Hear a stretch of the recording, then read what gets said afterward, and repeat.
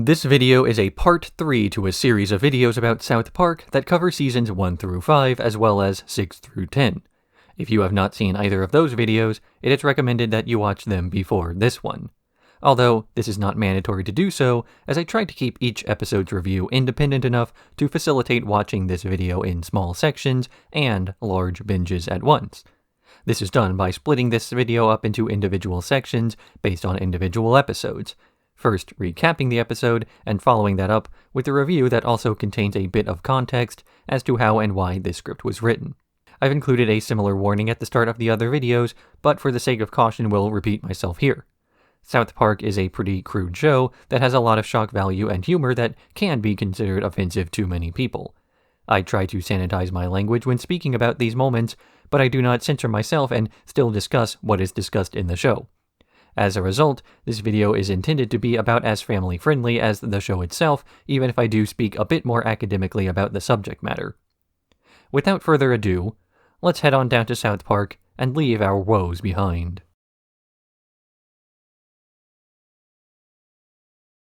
With apologies to Jesse Jackson.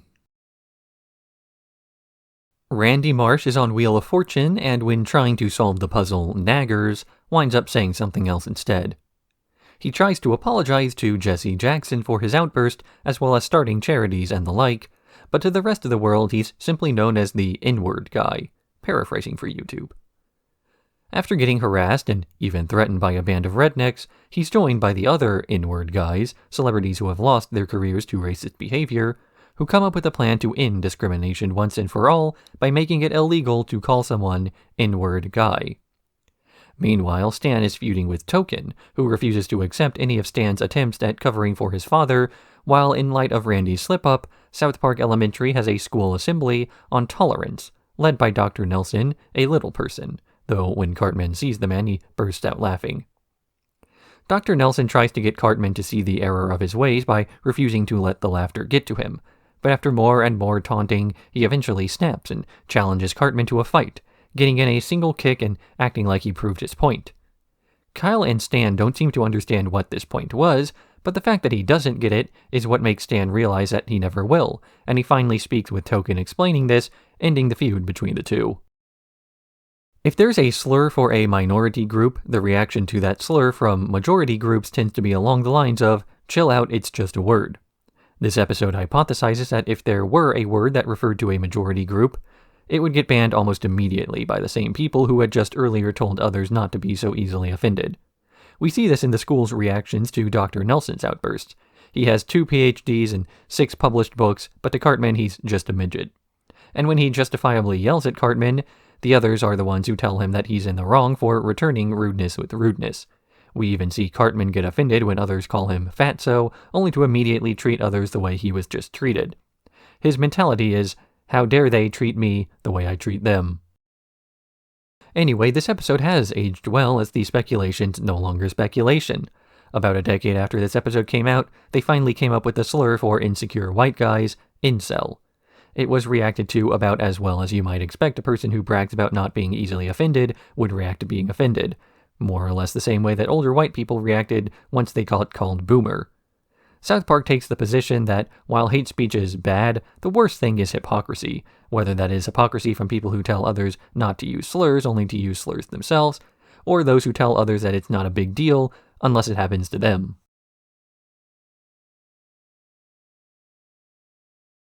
Cartman Sucks.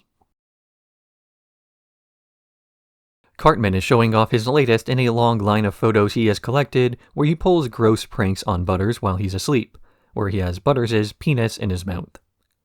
The other boys tell him that it's kind of gay, and Cartman panics when he realizes this, even growing to suspect that Kyle has stolen the photo when he can't find it at home. After failing to get the photo back from Kyle, Cartman decides to deny him the last laugh by showing off the photo himself during show and tell, only to hear from his mother that she found it under his desk. Meanwhile, Butters was caught by his father when Cartman was trying to take another photo, so he gets sent to a bi-curious camp to pray the gay away. While he's there, he is constantly told that he is confused, which is true just for the wrong reasons, and he keeps getting punished for things he doesn't understand. Eventually, Butters' accountability buddy, Bradley, starts to fear that he'll never get better, and he rushes to a bridge to jump off. But when Butters and the rest of the camp finds him, Butters gives a speech about the fact that he wasn't confused about his sexuality until other people told him he should be, which finally gets Bradley down from the bridge as the camp counselors take credit for saving him. This episode began as a more comedic plotline, with Butters' father playing a more prominent role as he tried to straighten out his son through a variety of ultra-macho activities. The initial plan for the conversion camp was going to be the exact joke set up during the episode, a bunch of unsupervised bisexual teenagers having nightly parties. But once they started writing the characters and this new setting, the idea started to grow some legs, and the showrunners realized that there were plenty of jokes to be made from the more dramatic plot, keeping the framing something serious, while having Butters speak about his bi-curiosity despite not knowing what that meant. And so, intentionally for the writers, but inadvertently for Butters, we have a lesson in this episode about being normal, specifically the fact that there is no such thing. Just a few behaviors that are considered different and that are disliked for being different. The camp counselors all try to tell the kids that they are flawed individuals who have to constantly suppress parts of themselves that come up naturally. Of course, if you have to force a certain behavior, then it's not really a natural way of living. And when a natural thing is dismissed as abnormal or wrong, it only results in otherwise healthy people developing personality disorders as they're told there's something wrong with them instead of something different about them.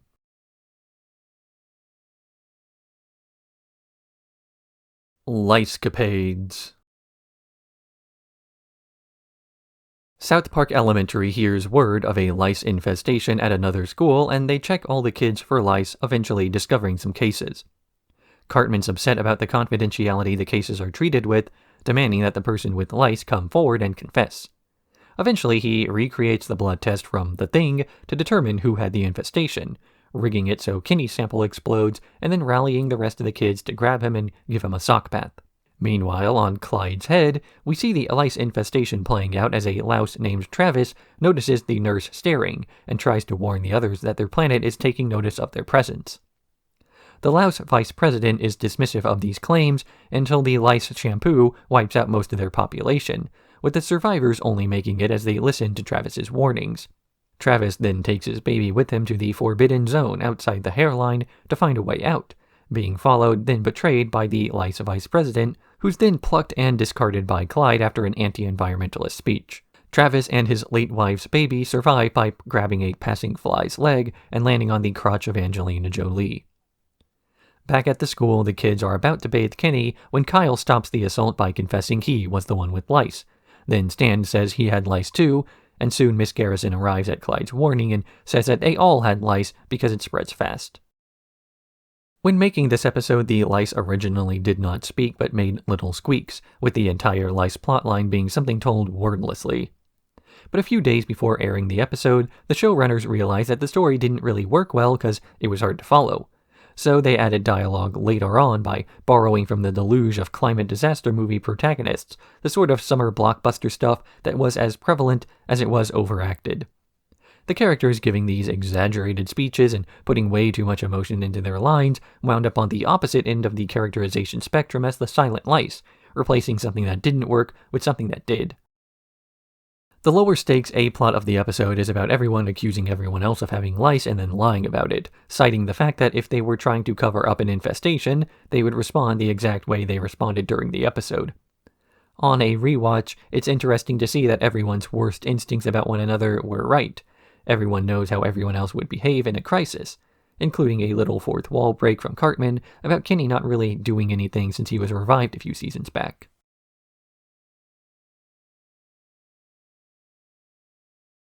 The Snuke.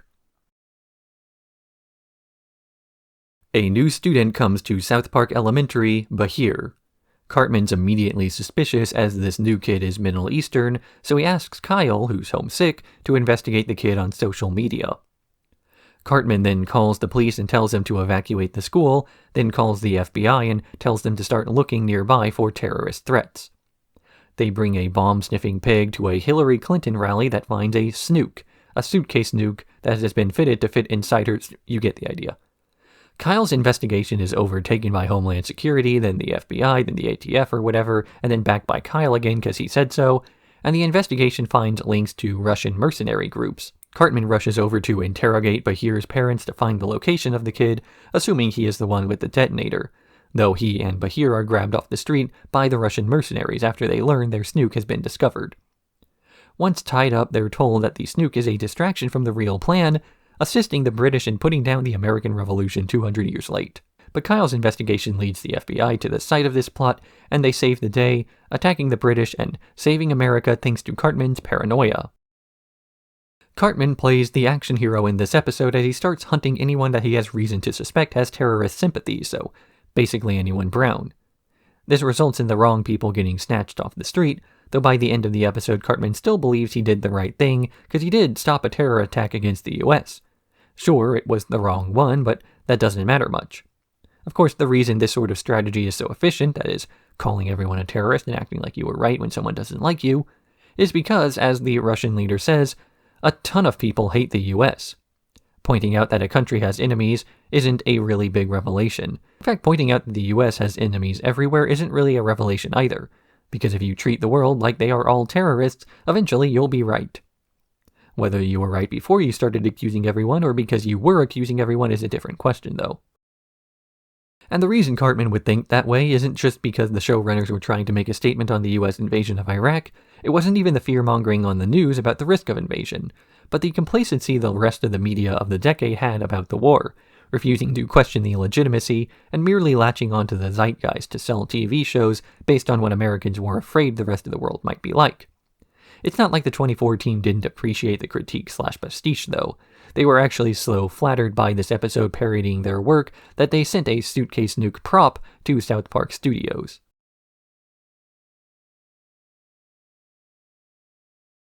Fantastic Easter Special. Stan starts wondering why people color eggs for a rabbit to hide on Easter if the holiday's supposed to be about Jesus. And when he starts to ask these questions, a group of men dressed as rabbits start following him. He's eventually captured by his own father, revealing he's a part of the Hair Club for Men, hair with an E, a secretive order that protects the mystery of Easter that St. Peter was Peter Rabbit, the Pope is meant to be a rabbit, and the Catholic Church has been covering up these facts for centuries. Stan's about to be inducted into the group when ninjas led by Bill Donahue and the American Catholic League burst in and capture everyone but Stan and the rabbit Snowball. Stan decides to give up Snowball, who is the direct descendant for the papacy, to save his father, but Bill Donahue orders them all killed anyway, taking the papacy from Benedict XVI, and they're imprisoned alongside Jesus, who asks Kyle to kill him so he can resurrect in the middle of the church's Easter celebration. After this, he kills Donahue and lets the church finally put the true leader in charge, Snowball. This episode, like quite a few others this season, was based off of a popular movie that aired around the time, making the pastiche a little bit harder to follow in the modern era, though it's at least distinct enough to stand on its own. In this episode, the Da Vinci Code is parodied, specifically the fact that to Matt and Trey, the movie was little more than people standing around giving exposition, and then everyone ran for no reason. This is why there are Catholic ninjas bursting through the windows in so many scenes. They don't just move along the plot, but they do so in a quick way. The antagonist of this episode is Bill Donahue, the frequent other side of so many discussions about South Park. It goes without saying by this point that South Park has been the center of controversy quite a few times, to the point where the headline, South Park offends insert group, is played out. And yet this is a headline that would get printed frequently enough anyway that the episodes were popular, thus it would be weird not to mention the controversy. But news stations can't simply mention an event as though it were unambiguous. The question has to be asked, who can we find that's against whatever this is? And the answer was basically always the American Catholic League and Bill Donahue. To Matt and Trey, he was a professional offendee, a man whose job seemed to be to appear on the news and complain whenever the news needed a guy to complain for something. And so it makes sense that a character like him would wind up trying to usurp the Pope by speaking over him.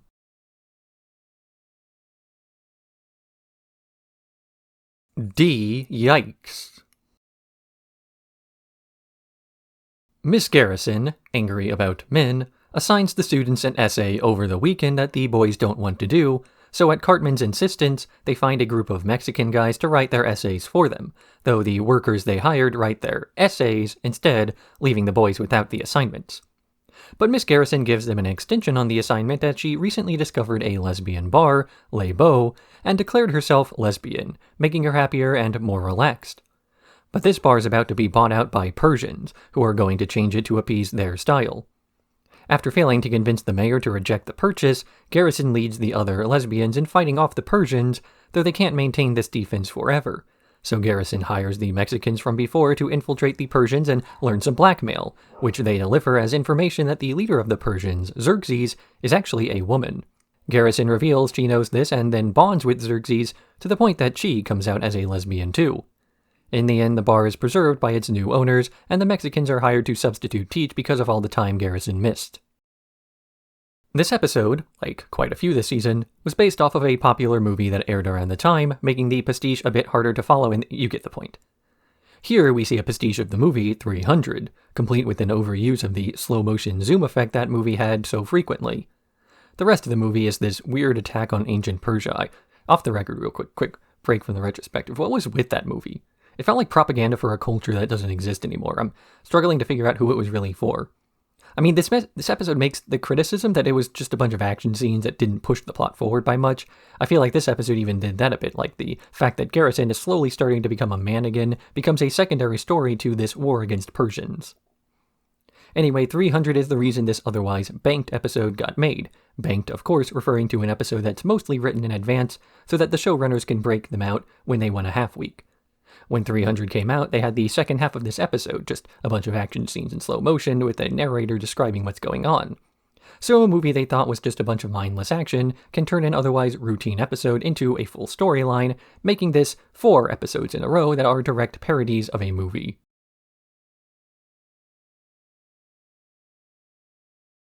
Night of the Living Homeless.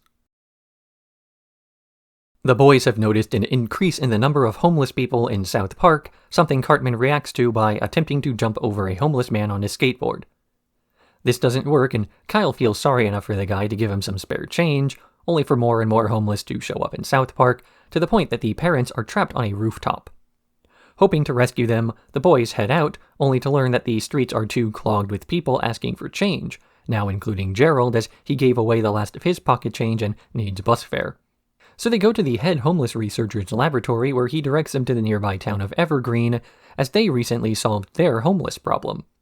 But once the boys arrive, they learn that this was only because the people of Evergreen, in response to a crisis where the homeless started renting apartments and eventually buying houses, simply told them all to leave for South Park, confirming that Kyle didn't actually bait the homeless there by giving one man money. The boys then make an armored bus that they drive to the middle of town, playing a song over the radio about how cool California is for the homeless, and directing them there instead, saving their hometown. And this episode makes South Park 5 for 5 in episodes that are parodies of pop culture. It's Dawn of the Dead, if you're wondering. The problem in this episode is the homeless, played up in part due to the way people treat the issue differently, depending on whether they are close to it or not. When you talk about the homeless while in a room far away from them, the general vibe of the conversation is one of empathy. Most people are aware of data points like the fact that the #1 cause of homelessness in the US is turning 18 while in the foster care system. But when you're face to face with a homeless person, the vibe changes to wanting to be as far away from the problem as possible. Societal failings be damned. It's no wonder why the issue is solved by so many in this episode by coming up with a way to displace the issue rather than understanding and stymieing it. The real issue comes through when a person starts to become a statistic. The second a social issue starts being solved by people looking at spreadsheets and trying to figure out a way to make numbers go up while other numbers go down. They lose the sense of humanity ostensibly supposed to inform all government decisions. This is how a solution like a forced removal can happen. The problem with the homeless to some people is not that there are folks starving or freezing in the streets, but that they have to sometimes see a tent when they drive to work. The problem is solved when you don't have to think about it anymore. Because if there's one thing that the average person is really bad at, it's thinking about things.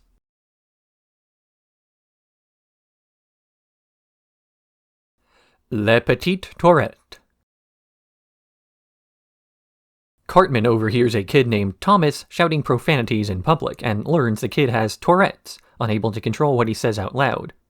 Cartman gets the idea to fake Tourette's, convincing the school to allow him to yell whatever he wants to with the excuse. Kyle immediately calls him out for faking, but he gets sent to a support group as the adults believe Kyle's claiming all people with Tourette's are faking. Cartman then writes a letter to Chris Hansen of Dateline, getting a national news special aired about his Tourette's, where he plans on yelling a bunch of slurs on TV and getting away with it. But as he is explaining his scheme to Kyle, he accidentally starts shouting embarrassing things about himself, realizing he's lost his filter and can no longer control what he keeps in his head. Cartman tries to get out of the arrangement, but Chris Hansen insists that he go on TV anyway, so Cartman prays for a way out of embarrassing himself. It's revealed Kyle and Thomas are working together on a plan to sabotage the Dateline appearance by calling a bunch of pedophiles to the building where the filming's taking place, and these men all shoot themselves after they see Chris Hansen, believing they're being trapped. The TV shooting is cancelled, and Cartman genuinely thanks Kyle before rushing off to visit a psychologist so he can get his filter back. Contrary to the normal impression made by South Park when covering an issue, this episode was actually responded to positively by the Tourette Syndrome Association for a realistic depiction of the syndrome. The idea of a disease that gives you an excuse to say whatever you want is all Cartman takes away from his discovery of Tourette's, and he doesn't realize the real social stigma that can come with this behavior. That regardless of how much the folks around you claim to tolerate your behavior, they're still aware of it, and it will still be a consistent source of unwanted attention. Of course, Cartman is the type of person to thrive off of any attention, positive or not, so he doesn't understand why a person would prefer the ability to filter themselves. But Thomas, who actually has Tourette's, does. And as a stand-in for anyone with the ailment, he recognizes that Cartman is faking purely because Cartman enjoys having Tourette's. So he tries to stop him from making a mockery around the same time Cartman himself learns the lesson, that constantly being the center of attention because of your behavior is not all it's cracked up to be, as he begins shouting embarrassing things about himself because he has forgotten how not to do that. Losing an ability that the person he's pretending to be never had is what it takes to make him appreciate the ability to hold back, a fact that Cartman had taken for granted.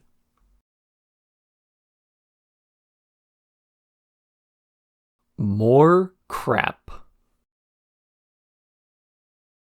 After weeks of constipation, Randy takes a crap large enough that he shows it off to his family and friends. The other guys encourage him to submit it as a world record to the European Fecal Standards and Measurements, where he takes a world record from Bono. But Bono interrupts his award ceremony to send in a picture of his own crap, even bigger. Randy frets over not being able to make anything of himself until the other guys encourage him to try harder because he beat the first record on accident. Bono grows furious that his record's about to be broken, so he starts demanding more and more proof of Randy's record, saying that he must fly to Zurich to take the crap in person, despite the fact that Bono was never held to that standard. Stan tries to talk Bono down from pushing so hard for that record and to just let his dad have one, but Bono grows furious and Stan gets taken away, where he learns from Bono's butler the truth. Bono's not the record holder, he's the record. The head of the EFSM set the record decades ago, and has been feeding it to make it bigger ever since, which is why Bono hates being called number 2. In the end, Randy manages to overcome all the obstacles, and finally takes his crap big enough to set the record despite everything against him. To Randy, Bono, and the rest of the guys helping out with the record, the size of one's feces is a big deal, even if a few non-competitors don't understand why people are so serious about this. And the reason that this isn't understood by people who are not directly related to the competition is because this episode's not just about crap, it's about Donkey Kong. Specifically, it's about the documentary The King of Kong, in which an everyman underdog tries to beat a world record held by an insider within the community. As he gets closer and closer to the record, the man who holds it tries more and more elaborate ways to use his connections to the organization that records these records to slow him down or to prevent him from competing with the same lack of standards under which he was submitting his own records. Of course, if you don't know that, then this is just an episode about guys taking really big dumps, even using the gag of putting the true phrase, Emmy Award-winning series on the screen whenever someone's grunting on the toilet. An outsider to the world record competition would not understand the deeper meaning while taking a quick glance, and the analogy holds true whether it's someone wondering why two guys are comparing the size of their turds, comparing their high scores in an old arcade machine, or wondering why a show as profane as South Park could have possibly received so many accolades if it's just about guys pooping.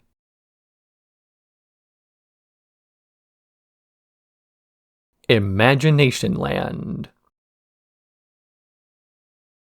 Cartman is working with the rest of the boys to help capture a leprechaun he saw, knowing that if he can prove to Kyle that leprechauns are real, Kyle will suck his balls. They catch the leprechaun, who teleports out of the cage, saying that he has to warn of a terror attack. The next morning, they're approached by the mayor of Imaginationland, who takes him on an imaginary ship to his hometown, explaining it's a land full of all the creatures invented by humanity. But shortly afterwards, they're attacked by terrorists, with the boys minus Butters barely escaping. The next day, they learn that Butters has gone missing, but before that, Kyle's taken to court where he's ordered by a judge to suck Cartman's balls as per their contract. The US military then takes Kyle and Stan away as they were able to use a message sent by the terrorists that had Butters visible to trace him back from Imaginationland to our world. As Kyle and Stan are being taken away, it cuts back to Imaginationland, where the terrorist group prepares to launch a rocket into the wall that separates the good and bad sides of human imagination. Butters wakes up in Imaginationland as the evil imagination attacking, told to go to the Castle Sunshine where the creatures of Imaginationland are preparing to stand against this invasion. As he makes his way there, he and his friends see that the evil creatures, also including the woodland creatures from Cartman's imagination, have taken out the terrorists and are now organizing.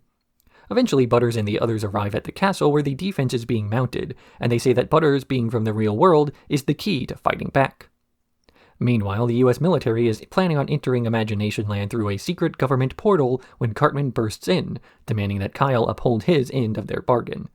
But when the soldiers enter the Imaginationland portal, they are attacked and killed, with Man-Bear-Pig rushing out and attacking the scientists before knocking out Kyle and taking Stan back with him. Cartman's able to revive Kyle from the brink of death, and the two wake up in a hospital. Al Gore releases the video of Man-Bear-Pig attacking the Pentagon, alerting the whole country to the fact that the government has an Imaginationland portal and they are about to nuke the imagination. Protests break out against this nuclear strike, so the Supreme Court rules that because imaginary things are not real, they don't have to get Congress's approval to declare war. This means Kyle is free from his obligation to Cartman, giving him time to try to figure out a way to save Stan and the rest of the imagination creatures. Imaginationland has meanwhile managed to turn the tides of battle by having Butters imagine various things that can help out in the fight, and soon everybody's imagination is under control again. Kyle breaks into the Pentagon and manages to convince the generals there that just because something is imaginary doesn't mean it's not real, and they agree that they shouldn't nuke Imaginationland. And then Al Gore bursts in and launches the nukes anyway, destroying the whole battlefield. In the end, Butters survives and uses his imagination to bring everything back to normal, while Cartman uses his imagination to create a version of Kyle who will actually suck his balls. This episode could have been a for-TV movie, but the sheer number of copyrighted characters ensured it had to remain on TV, where the rules are a little more relaxed. These copyrighted characters are what make up the plot, though. Without them, the story wouldn't work. This story is about stories, specifically the way that stories people make up exist for a reason and get retold for a reason too, regardless of whether they're true or accurate or not. Because we tell each other these tales and then we learn from them, so their actions are indistinguishable from real events in the terms of the effect that they have on our lives. This is true whether it's a religious story or something told around the campfire or a popular movie. Our lives are influenced by the media we consume as well as the media that those around us consume too. People can take inspiration from real-world events that they've never personally witnessed and only have second-hand recountings of, so it is not a stretch for things that are completely fictitious to influence a person's mind as well. Matt and Trey posit that this is essentially how religion works, and that, rather than taking an ironic and detached perspective of all faiths, that they ought to instead be analyzed as the vastly important works they are. Even if these holy texts are all fiction, a lot of people have read them, so they should at least be treated like they are important, even if they aren't treated like they're real. The plot of this episode is all about the fact that terrorists have invaded the world's imagination, the obvious metaphor being that people spend so much time imagining all the different threats that could be against them, they fail to live their real lives or look at the real world, a world where fear-mongering by the media has more influence over your life than actual experiences, and the cognitive dissonance of your observations and your experiences are ignored in favor of being afraid because you're told to be. The military wants to destroy people's imaginations because they want to control imagination. If people cannot imagine a worse world, then they can't imagine a better one either. If they can't imagine a better world, then they'll accept whatever is in front of them. The real threat is not the terrorists, but the reaction to the terrorists. And then to tie back into this episode's point, the reaction to these threats is largely dictated by the people who control what it is everyone thinks about. People watch a bunch of TV about fictional characters fighting fictional threats, and then they begin to suspect that the events on TV happen more frequently than they really do. The world's imagination then influences the world's version of events. It's not real, but it's important because people think it's important.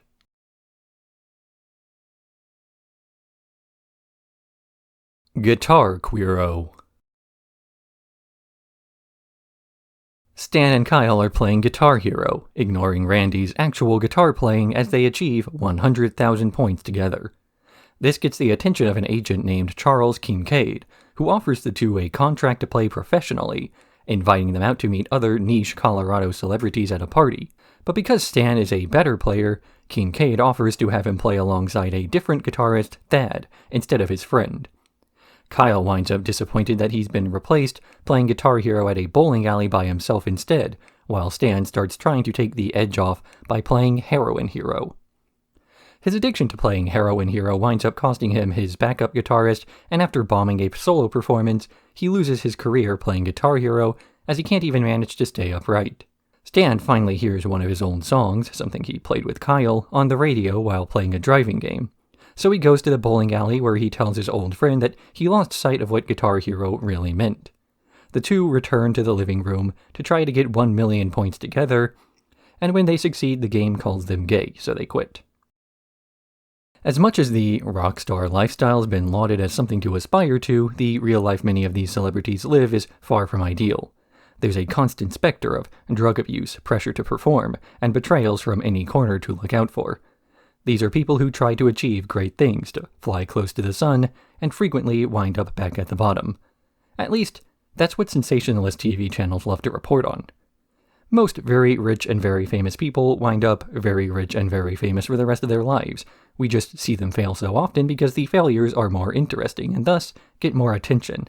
Not that it matters what the truth is. The fantasy of the rock star lifestyle is what people aspire to, and of course, this has far more to do with the star than the rock part of the phrase.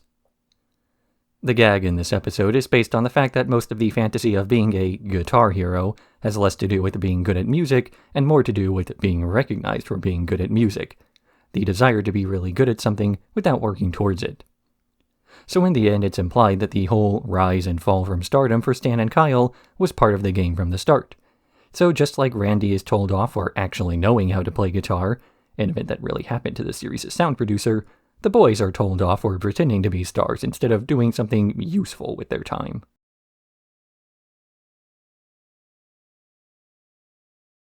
The list. Butters discovers that the girls of South Park Elementary have made a list ranking the boys in their class from ugliest to cutest. They hatch a scheme, and then a good scheme, to steal the list from the girls, and after pinning it to the bathroom wall, it's revealed Clyde is the most attractive, and the least attractive is Kyle.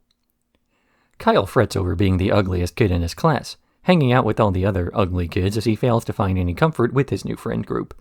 He's visited by the ghost of a successful ugly man, Abraham Lincoln, who tries to tell him that attractive people rarely wind up with decent personalities. But Kyle ignores this, deciding that the only option left is to burn the school down. Meanwhile, Stan is worried about Kyle, so he goes to Wendy to try to learn more about the list. Wendy and Stan investigate this list together only to learn that there was no way Clyde could have been rated as the most attractive, and they soon learn the entire list was a conspiracy to make it socially acceptable to date Clyde so girls could use the fact that his dad owned a shoe store to get discounts, eventually feuding with Bebe and getting Kenny shot in the scuffle. Bebe's arrested, and they hand the real list to Kyle, who decides to burn it so he doesn't end up like Clyde. South Park has always had a primarily male audience because South Park has always had a primarily male writing staff. Fundamentally, the experiences of men and women are going to be far too different during childhood and adolescence. The feuds between the boys and the girls of South Park Elementary prove enough of that.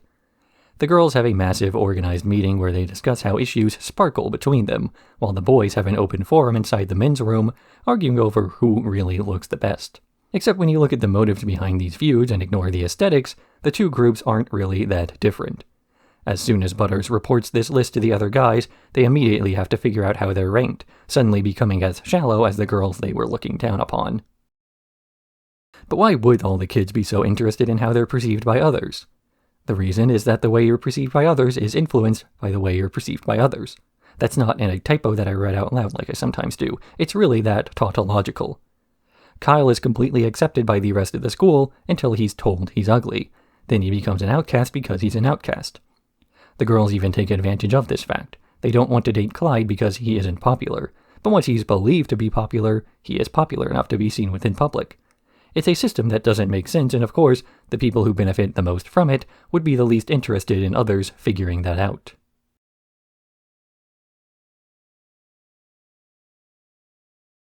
Tonsil Trouble. Cartman gets his tonsils removed, but the doctors botch the procedure and accidentally give him HIV-infected blood during the operation. Back at school, the teachers try to introduce the fact that Cartman has AIDS to his classmates, but Kyle merely finds it ironic and can't stop laughing.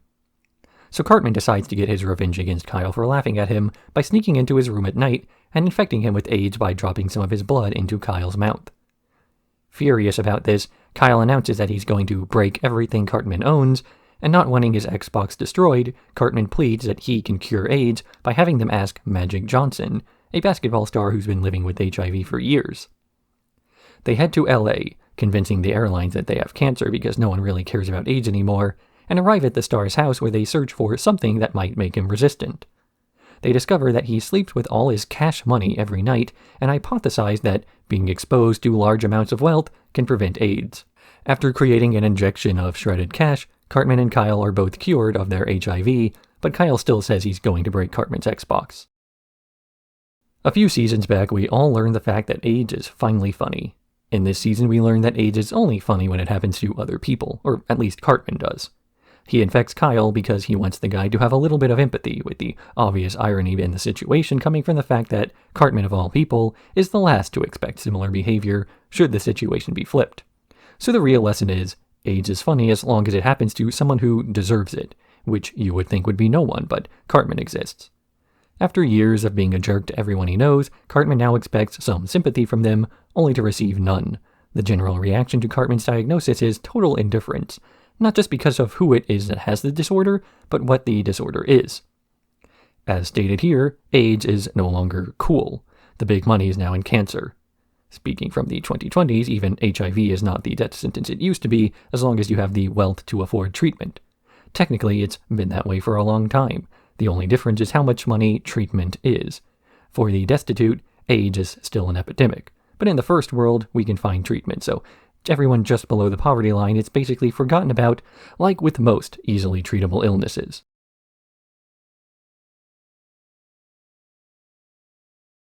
Britney's new look. A quick note. As Britney is missing most of her head for most of this episode, I've made a humorously censored version of the frames in which she appears to keep this part of the video monetizable. I'm not sure if this is necessary, but I am sure that it's funny. The boys watch an urgent news report about the fact that Britney Spears is in South Park trying to get away from it all. But more importantly, that a candid photo of her rewarded the photographer with thousands of dollars. Hoping to get some money themselves, they head to Britney's hotel room, pretending to be her children to sneak in, only for Britney to try to escape from the stress by shooting herself in the face. Stan and Kyle feel bad about this, learning that she's survived despite missing most of her head when they try to apologize. But then paparazzi surrounds her hospital room, stressing her out more with their cameras. They sneak her away, hoping to go to the North Pole so she can finally get some privacy, with Kyle serving as a distraction while Stan escorts her to the train. But when Kyle's caught up to and surrounded, his pleas for the media to leave her alone are ignored as the mob reveals why they really harass Britney all the time. She is a human sacrifice meant to ensure a good corn harvest. Stan's train is redirected to a field where Britney's ambushed and photographed again and again until she stops moving, at which point the people of the US move on to their new sacrifice, Miley Cyrus. A few seasons back, South Park covered the media obsession with following train wreck personalities of big-name celebrities as they made an episode following Paris Hilton and everything surrounding her. But the thing about train wrecks and trains is that they are on tracks. If one crashes, it's not the train itself, but the conductor and whatever else is nearby. So the media frenzy surrounding any woman unfortunate enough to be surrounded by it is now reframed as less of a public shaming and more of a tragedy. It would take a few more years before the media backlash to Britney's career ever really caught up as people learned more about the conservatorship of the celebrity and the ways in which her life was never really hers to control. But South Park covered everything relevant in this episode, by recognizing that the details are far less important than the big picture. These celebrities have big public downfalls because people demand it, to the point where scandals will appear even where there are none. The plot of this episode is based on the popular short story The Lottery, which, if you're American, you probably had to read in high school. This is a story about a woman being randomly selected to be stoned to death by a town, with some pretty heavy-handed symbolism about the complacency so many people have for systemic violence. Everyone knows most celebrities being dragged through the news cycles are probably just people in high-stress situations having a mental breakdown televised.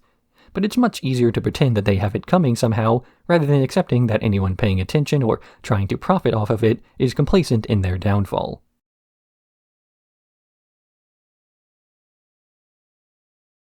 Major Boobage. The boys learn from an anti-drug PSA that you can get high on cat urine, so they have Kenny try it out. Kenny then hallucinates a world where everything is made of Major Boobage, and he gets to grab titties. But in the real world, he's wandering around aimlessly with cat pee on his face, the sight of which scares the other boys straight while terrifying the adults into banning cats. Cartman, not wanting to give up Mr. Kitty, hides his pet in his attic, eventually hiding more and more of the animals in his attic in a parallel to no event in human history that he can remember. Kyle takes Kenny's cats away from him for protection from another trip, but Gerald, who started the anti-cat craze, discovers it and decides he's going to get high himself just like he used to. Meanwhile, with no cats to get high on, Kenny makes his way to Cartman's attic, where he gets high on all the cats' urine at once, and Kenny and Gerald wind up fighting over the Major Boobage in a public park. Disgraced, Gerald tries to save face by arguing it's not the cats' fault, that people are getting high off of them, and the cats are unbanned, with Cartman still not noticing any Holocaust parallels. In case the art style of the cheesing bits confuses you, it's an elaborate homage to the anthology Heavy Metal from the early 80s, complete with all the gratuitous violence, gratuitous nudity, and gratuitous appearances by muscle cars and military aircraft. It's the type of thing that's really cool if you're either 14 or 40 years old. This was an opinion shared by the showrunners, though this is likely due to the fact that, unlike Good Times with Weapons back in Season 8, the animators were not able to come up with a way to cheat the animation effects, and thus they had to pull multiple late nights doing everything by hand, just like they did with the old pilot so many years ago. In their own words, if they still made the show this way, they would probably have given up halfway through Season 1. The plot itself is based on the hypocrisy of people in charge who try to apply rules to everyone but themselves, pulling a bit of its language from the case of Elliot Spritzer with the shot of Sheila and Gerald at the press conference, taken almost directly from that. But it's not as though that's the only instance of a man banning something for others, but then using it himself. The message being posited that this entire ordeal is pointless, as it's not the thing being banned but the people it's banned from, who ought to have at least some of the responsibility by taking the extreme example of showing cats being outlawed because they can be misused, as well as the ending to this episode where Kenny simply gets high on life, and then really high on life, and then absolutely wasted on life. You can use just about anything to get some sort of altered mental state, and it's a matter of teaching people not to abuse themselves in that way, instead of banning anything and thus everything used in the process.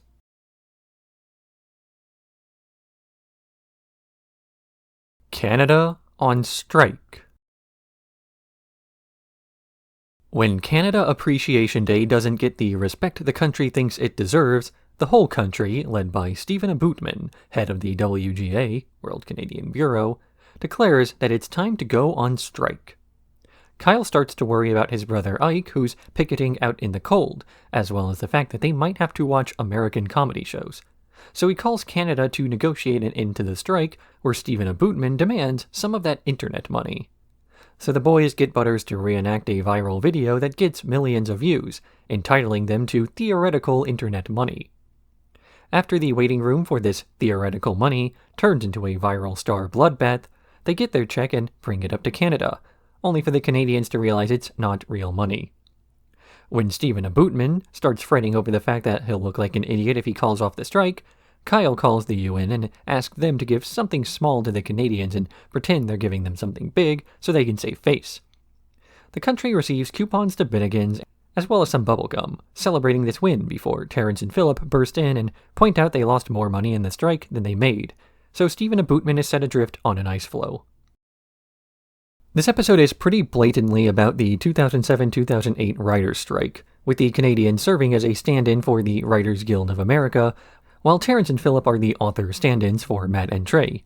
For a bit of added context, The contract the South Park writers had at the time entitled the duo to roughly half the revenue South Park would receive from any airings that were not on television, far higher than the 0% other writers would receive for streaming sales. At the time, the size of streaming was practically non-existent compared to traditional media, so this episode was written in the context that the WGA was demanding more money from something that made no money, while also not being a concern for South Park, who would make a ton if the show was ever sold online. It wouldn't take long for the internet to not only become a viable means of distribution, but the dominant one over traditional television. So this episode is an example of the South Park writers dismissing something as irrelevant, only to be proven wrong by time. This is especially ironic given the recent streaming lawsuits that the creators have been through due to, you guessed it, wanting more money from that internet thing. I'm aware that this is a gross oversimplification of the issue, but the presentation of the WGA in this episode is also a gross simplification of the issue, so I'll leave it this way for now, before covering the Paramount and HBO lawsuits in a later part of the retrospective.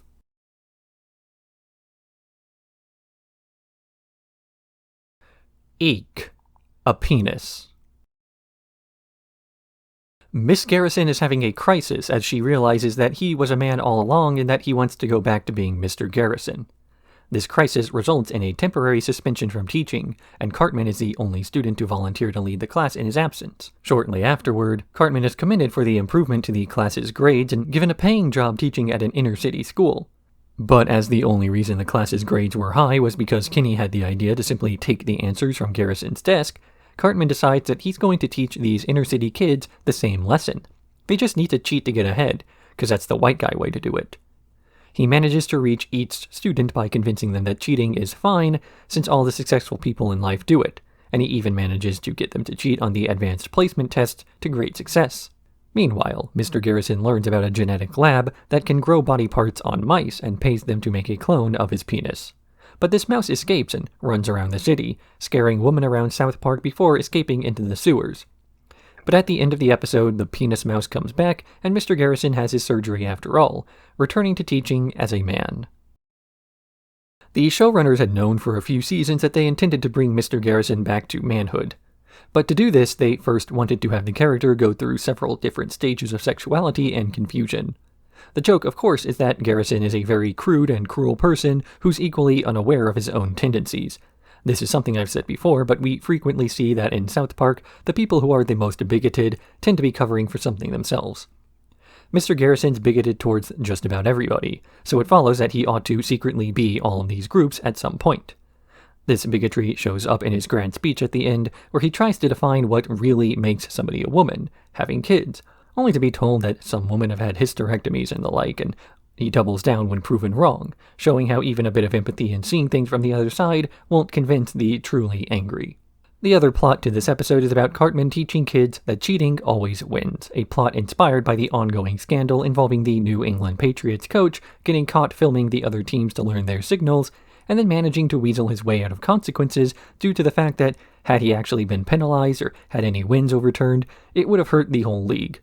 In the Denver school, Cartman shows the underprivileged kids that the white guy way of getting ahead in the world is to cheat and win. Because if you cheat and lose, then you're a cheater, but if you cheat and win, then it's crafty and intelligent.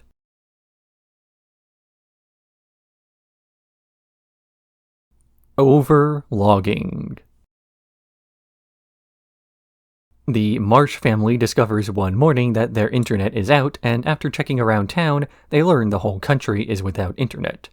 So the family packs up their things and heads to California on rumors that there's a bit of internet out there. They arrive in a Hooverville, where the Red Cross has portioned off the limited internet available, with users only getting a few seconds of browsing each. Randy, who wants to use the internet for porn, searches for a way to get off, first rejecting some crude drawings by the other men who want the same thing, before breaking into the internet room, where he tries to pass his ejaculation off as ectoplasm.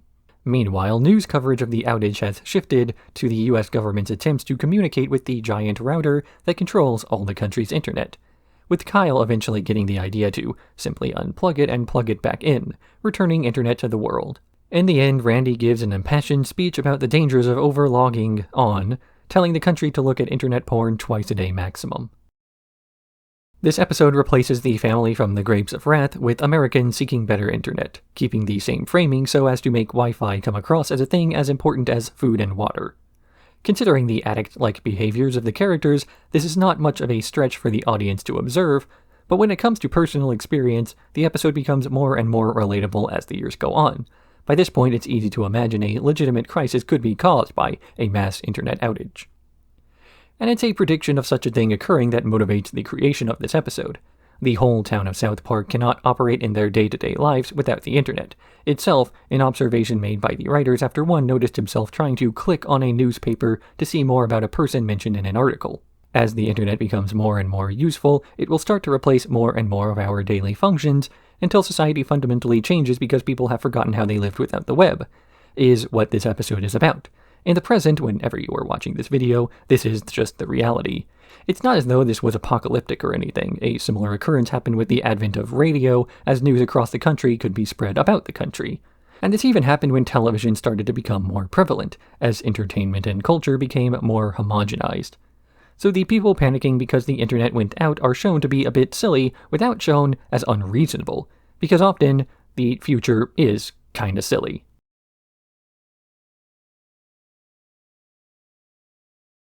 Super Fun Time. The 4th grade class is on a field trip to Pioneer Village, a walking museum where a bunch of employees play characters who live in the year 1864.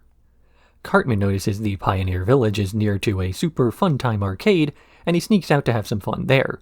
Butters goes with him as he refuses to let go of Cartman's hand at Mr. Garrison's orders. While they're gone, a group of robbers breaks into the village and starts taking hostages. When the police surround the museum, the robbers look for a way out, noticing an abandoned mineshaft that's locked with a modern door code. So they start interrogating cast members for the code, but none of them break character to give it to them. Cartman finishes playing at the Super Fun Time, only for him and Butters to see the police who have surrounded the museum, with the boys assuming the police are looking for them. They sneak back into the museum only for one of the robbers to open fire as Butters dodges. When the hostage-takers threaten to kill Kenny, Stan finally makes the sacrifice of looking lame in front of his girlfriend by pretending to be a pioneer and posing a hypothetical about a door, which finally gets the cast members to reveal the code as 1864. The police are able to make their move when this lets down everyone's guard, and everybody gets escorted to safety, with Butters dragging an unconscious Cartman back to the bus. South Park has always had a reputation for taking its plots way too seriously, though most of the time it's obvious that the showrunners are in on the joke. This is one of those times. The actors of the Pioneer Village refusing to break character, even when it would make sense to do so, a reflection of the fact that the writers are stuck using pop culture as metaphor for the real issues they want to discuss. At the end of the episode, the leader of the robber group talks about what he has learned, that people back in the pioneer days didn't have the luxuries that we enjoy, completely missing the entire point of what was supposed to have been learned. Of course, there was very little that needed to be learned. This episode has Butters refusing to break the rules, getting dragged along with Cartman to break even more. An attempt at holding your buddy's hand winds up getting a character dragged around the city and beaten up, with the plot escalating to the point where Butters and Cartman are running from explosions and gunfire by the end. The actors in the museum are so intent on staying in character that the manager will shoot people who try to speak normally. And of course, this all gets ignored the second it hits 5 p.m. and they go to TGI Fridays, as if to say that the more intense an episode of South Park gets, the less anything that happens actually matters.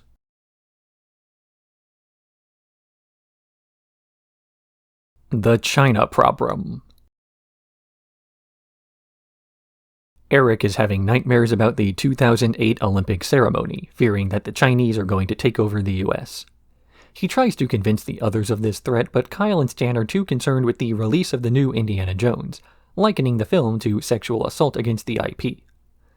After a bit of denial, the boys decide to take the case to a lawyer, who relives the film and decides to join them, where they go to the police and eventually up to Skywalker Ranch, where the police burst in and catch the duo of Spielberg and George Lucas in the middle of assaulting an Imperial stormtrooper. Meanwhile, Cartman has convinced Butters to form the American Liberation Front, so they can figure out the Chinese plans for invasion. He does so by dressing in stereotypical Chinese clothing and entering a P.F. Chang's to look around. There, he sees a Chinese family dining and starts harassing them, only to then tell Butters to start taking hostages once people try to leave, though Butters' warning shots keep hitting him in the dick. The police surround the restaurant, and when Cartman notices one of the officers is Chinese, he starts demanding to speak with the president. But then news of the arrests of Spielberg and Lucas reach the police, and they all celebrate, letting Cartman and Butters slip away. Cartman sees the opening ceremony of the Olympics, and in light of the fact that it's a bunch of people doing something in sync, assumes that the country is strong enough to overtake the US, and it's only a matter of time before they succeed in doing so. This is, of course, flawed logic, as the ceremony was just propaganda, not that it was ever trying to pretend to be anything else. Cartman falls for propaganda from a country that's being transparent about it and believes it wholeheartedly. It's no different than hearing that a product is the best in a commercial, and then believing that at face value. This taps into a deeper problem with the way many people in the West have and still engage with art, not being able to identify agendas being pushed and taking everything exactly the way it's meant to be. To some people, economic realities aren't nearly as important as images.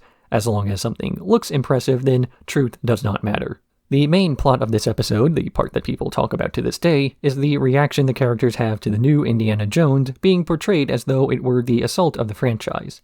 As if having to watch a bad movie is akin to sexual abuse. Move over abuse victims, the real victims, guys who didn't like a movie, are speaking. From the commentary, Matt and Trey actually spoke a bit about how they were afraid that perhaps this was just an inevitability, that should South Park run for long enough, the same accusations will soon be made about them and their treatment of the IP. Maybe it's the fans who are at fault for having unrealistic expectations. Maybe every showrunner will eventually make something that doesn't stand up to their past material. Maybe they're exaggerating the problem as much as Cartman is, to the point that by the end of the episode he sees himself as the bad guy for being a part of a group that uses such savage methods as shooting a guy in the dick or comparing a movie director to a sexual abuser.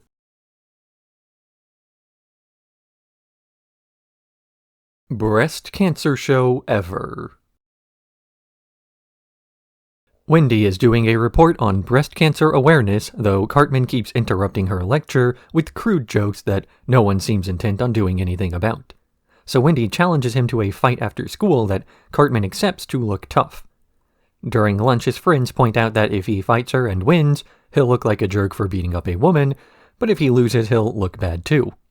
Cartman tries to ask Wendy to call off the fight, even eating his own underwear to look apologetic, and later taking a dump on Mr. Garrison's desk to get attention. But this only delays the fight, so Cartman cries to his mother, who then confronts Wendy's parents about her bullying, and they say they'll ground her if she goes through with the next day's fight. Wendy doesn't fight Cartman that morning, so he rubs in his victory by making a presentation of his own, making fun of breast cancer.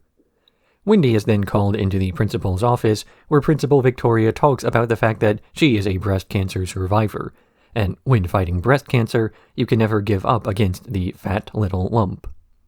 Understanding what she meant, Wendy tells Cartman the fight's back on, and she beats him thoroughly before walking off.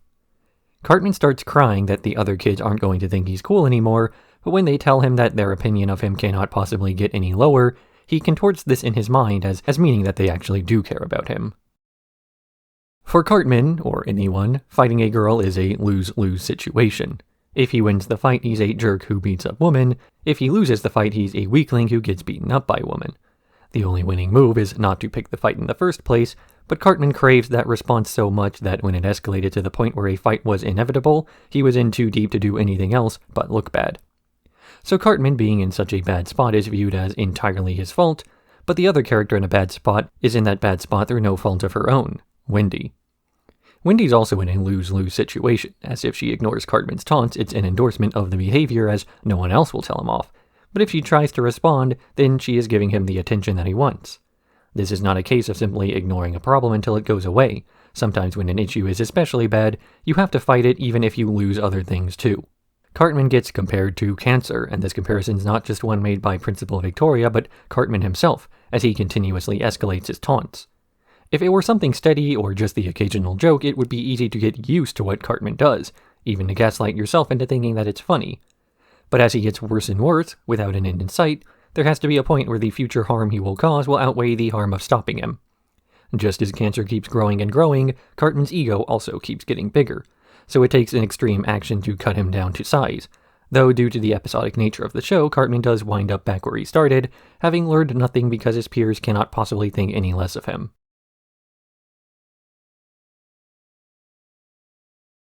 Pandemic. The Startling. As the boys are shopping, they keep seeing Peruvian flute bands playing music in public spaces, getting the idea to make their own for some money. They convince Craig to give them his birthday money as an investment, and they begin playing at an outdoor mall. Meanwhile, the Department of Homeland Security starts cracking down on this pan-flute epidemic, or pandemic, throwing them all into a mass internment camp, including the 4 boys and Craig. When the kids try to point out they aren't Peruvian, the head of the DHS considers this an omen, and he puts them on a plane to be flown to the Andes Mountains. Meanwhile, Randy has a new video camera and has been recording everything the Marsh family is doing, including the search for their missing son. But then they hear a rumbling, and Randy rushes outside to get some shaky, handheld footage of what's made the noise, an invasion of giant guinea pigs. Craig joins the rest of the boys in wondering what they're supposed to do next, as the site they were dropped off at is completely empty. They decide to go deeper into the jungle, as Craig points out how the other 4 always get themselves deeper into trouble, which is why no one hangs out with them. After finding an ancient temple with a prophecy about giant guinea pigs being defeated by Craig decides he doesn't want to play anymore and walks off, refusing to engage with any of what the others are trying to do. Back in the US, the head of the DHS seems intent on keeping the Peruvian flute bands out of the country, eventually demanding that he be taken to Machu Picchu personally for a reason he refuses to explain. Once there, he reveals the full plan to release a plague of guinea pigs on the world and destroying every Peruvian band, as pan-flute music is their weakness. But Craig randomly stumbles upon this scene and, despite not trying to engage, winds up firing a laser from his eyes and defeating the giant guinea pirate, saving the day. Craig points out how every time Stan, Kyle, Cartman, and Kenny do something together, it winds up going out of control, an attempt at making money, ending up with the group stranded in the mountains before defeating a giant guinea pig with an eye laser. This is as much a criticism of the boys as it is a criticism of the show by its own writers. They have a tendency to think about what would be funny instead of realistic. Not that anything else should be expected of them, because South Park is a comedy show first and foremost. But in addition to being a comedy show, South Park also includes a lot of parody. Such as here, where the recent success of Cloverfield is teased as to Matt and Trey, it was just a bunch of unnecessary shaky cam with what they called startling. This is where a movie has a random scare chord and a quick jump to something else to appear startling rather than scary. This ties into the ultimate threat of the episode coming from giant photorealistic guinea pigs in costumes. The whole time, people are running and screaming from a monster that remains mostly unseen. And the horror only really works while it remains that way because the giant fuzzy guinea pigs are understandably viewed differently by the audience than they are the characters, something that makes the frequent startle over reactions seem that much more egregious. The fuzzy guinea pigs and their evolving costumes were actually the result of happenstance. The showrunner simply used the outfits that the guinea pig photoshoot studio had available. This paints a mental image of Matt and Trey freaking out when they saw the pirate costume and immediately having the star of the episode try it on.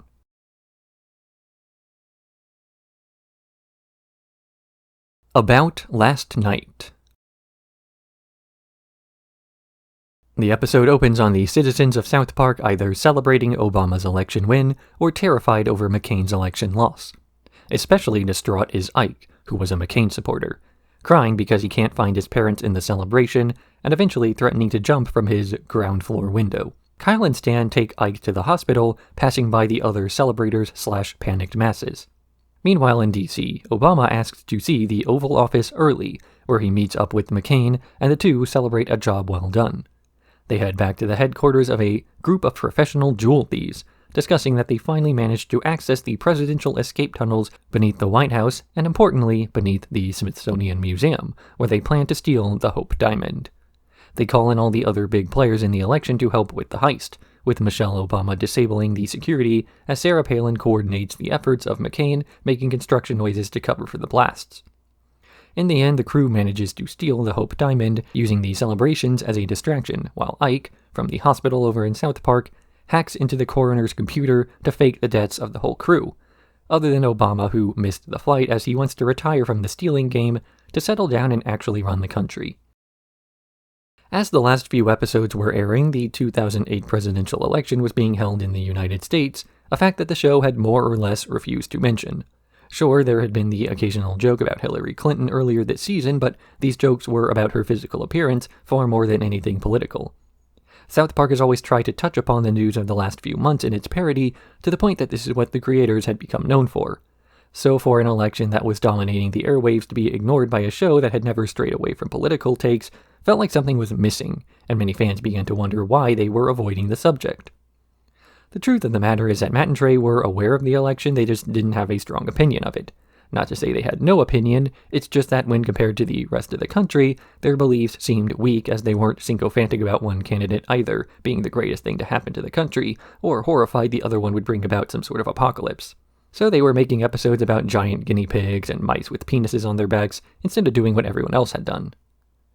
Originally, there were plans to make 2 versions of this episode. One would have had Obama win, and the other would have shown a McCain victory. The plots would have played out exactly the same, just with the 2 leading roles swapped. But as it was getting late and the polls coming in made it look like Obama was sure to win, Matt and Trey decided against making a second copy of the episode, with the plan to simply record an emergency commentary over the existing episode should it turn out that they were wrong, though, as they never were, this commentary remains theoretical.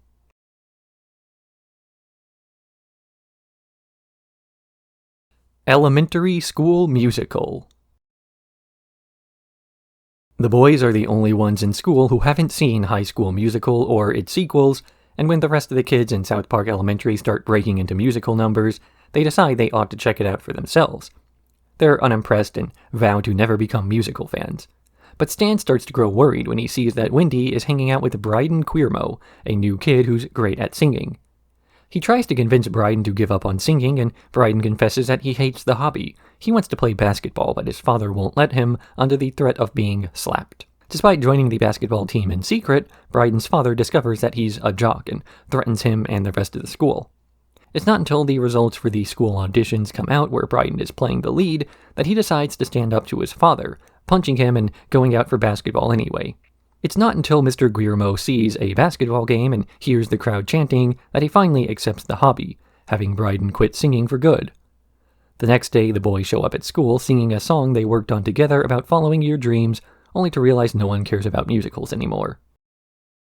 The boys swear off of ever trying to get into musicals as they have no interest in fitting in if singing and dancing is what it will take, content to stay inside and play video games with the diabetic kid. Of course, it wasn't really fitting in that they were attempting to avoid, but the steps taken to get acceptance, steps that change around a lot, and steps that are only viewed one way or another due to social pressure. It's like the saying goes, if all your friends jumped off a bridge, would you? And the answer to this question is, yeah, probably. I mean, when you're far from a bridge and none of your friends are around, it's easy to tell your parents you wouldn't do something stupid. The point of peer pressure is that it comes from your peers, and it's often spontaneous. One guy jumps off a bridge and has a bunch of people talking about him, so it's either jump or be alone. Humans are social creatures, and it's barely a stretch to say that physical harm in exchange for acceptance is a physiologically equal trade. We need social interactions, just a little bit less than food and water. The rest of this episode drives home the change in what's considered cool and what's not by flipping the usual teen drama script on its head, having a flamboyant man threatening his son for trying to join the basketball team instead of being a musical singer like he was. But the lessons learned end up being the same. Once Mr. Guillermo sees that playing well in basketball basically has the same crowd reaction as singing well in a musical, he comes around to the idea. Just as the boys come around on singing, as they realize that fitting in and being well-liked are far less about the things you do, and far more about who you're doing it with.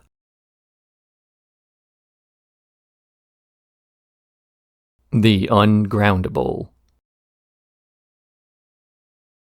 Butters is monitoring what he believes to be an invasion of the school by vampires, really just kids dressed as them, when he returns home only to be grounded because his father put hamburger helper in his milk.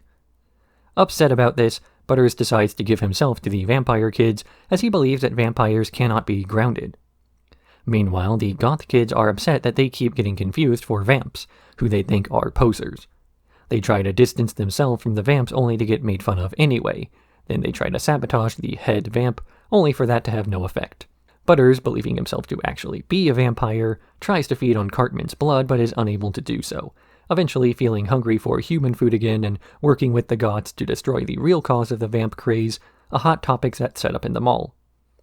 They burn down the store, and shortly afterwards the craze is over, with the goths making an assembly to clear up the difference between them and the vamps. This episode ends with a grand speech from the goths clearing up the differences between the two groups, that it's far less of a visual distinction as it is an emotional one. While the vamps were donning all black clothing and an anti-society aesthetic, just like the goth kids did, their reasons were out of a sense of conformity. The goth kids were outcasts at school and turned to each other, while also trying to be more like each other as a survival tactic, or at least that's what they tell themselves. The goth kids considered the difference between the two groups to be the fact that they were miserable with the state of the world and rejected it, while the vampires liked other things too much. Except, spending time with a group of people tends to influence how you think. The goth kids hate society because the other goth kids hate society. So it's likely that the cultural differences between the vamps and the goths are more or less coincidental. They're all equally posers. Neither of the groups was really dedicated to their aesthetic. When the goth kids threatened the leader of the vamps, this had no effect on the vampire epidemic because it's not as though making him admit out loud he's not a vampire changes anything. Everyone already knew that. The goths weren't any better. They were more dedicated to not being vamps than they were to being goths. After enough confusion, they even went to the Gap to buy normal clothing, giving up on their identities altogether. Ironically, it's Butters who winds up being the closest thing to authentic. He actually believed he was a vampire, and he does the most to play the role, rather than simply going to Hot Topic and buying some clothes.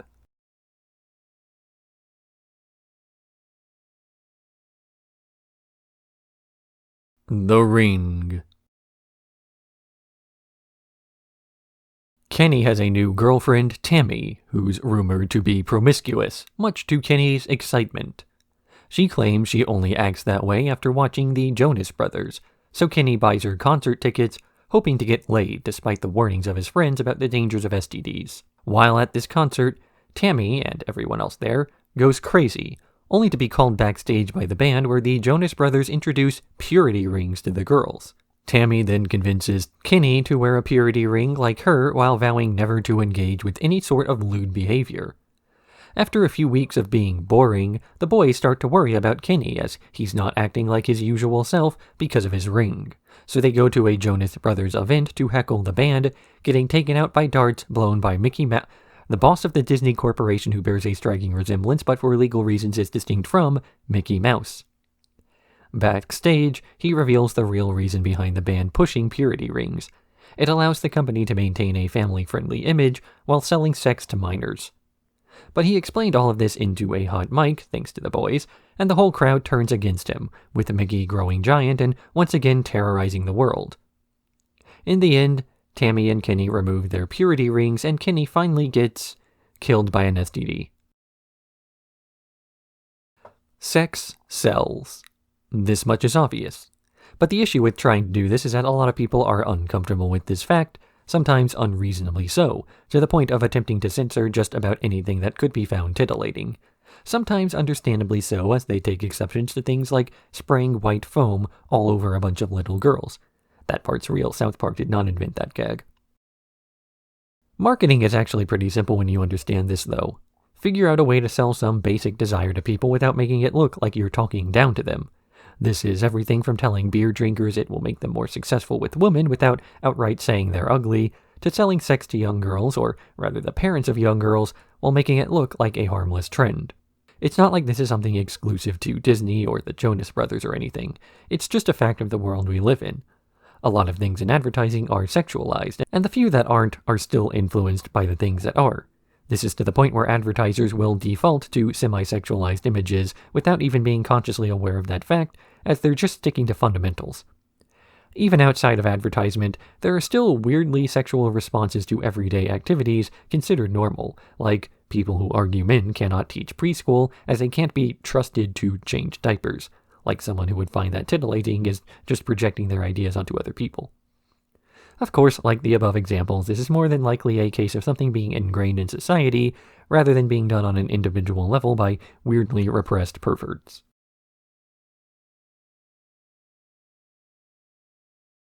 The Coon. Cartman dresses as his superhero identity, the Coon, roaming South Park at night and pretending to fight crime while really just annoying the police. At school the next day, he tries to hype up the Coon's activities, though no one's heard of him, nor do they care.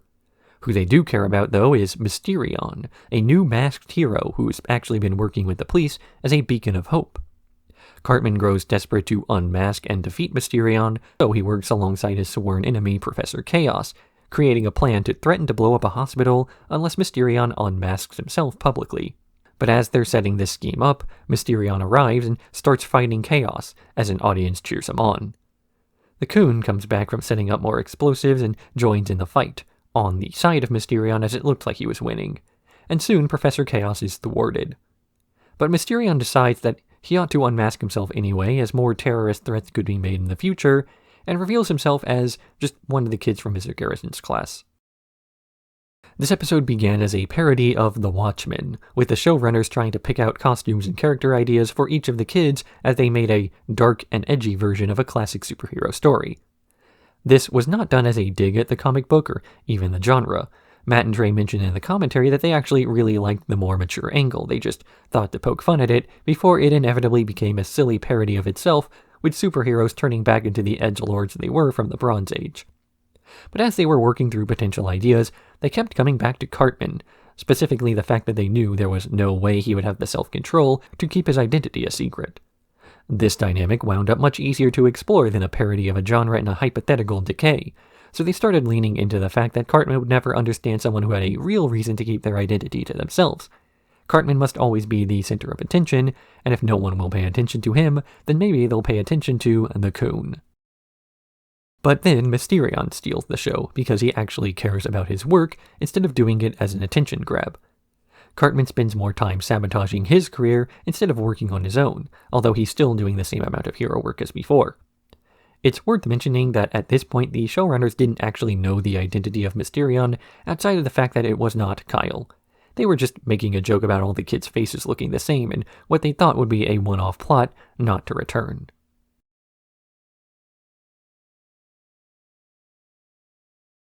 Margaritaville. Randy takes Stan to the bank to teach him the importance of savings, only for the bank to lose all his money immediately. When Stan asks what happened to the money, Randy explains the economy, though his explanation is drowned out by his new Margaritaville mixer. The next day, shoppers at the outdoor mall listen to a variety of people preaching their various opinions on the economy, ultimately gathering around Randy as he explains that the economy is mad and people need to stop spending money. The whole town of South Park begins to gather at the community center, living new, frugal lives and wearing sheets instead of clothing.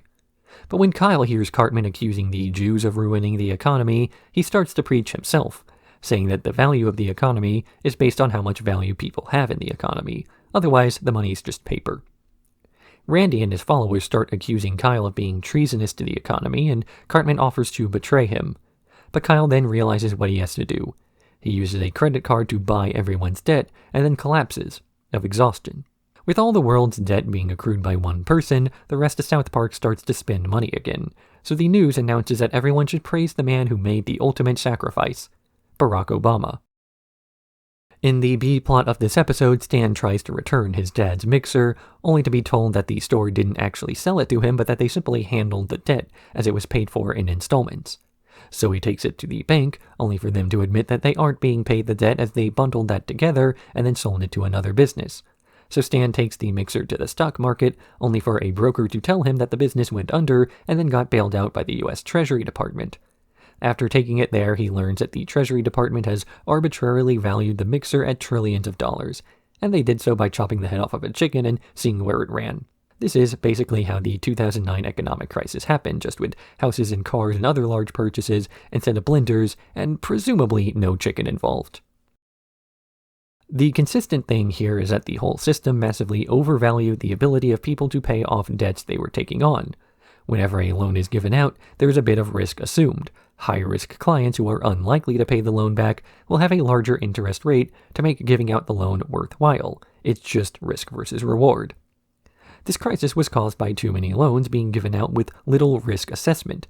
Then, instead of waiting for their money, businesses simply sold the debt to other banks so they could spend their money now, itself a risk taken that the first payment would actually come in. This ended up creating a system where people were paid in promises they would be paid later, which sounds like an endless loop of debt changing hands. Except this is just how money works.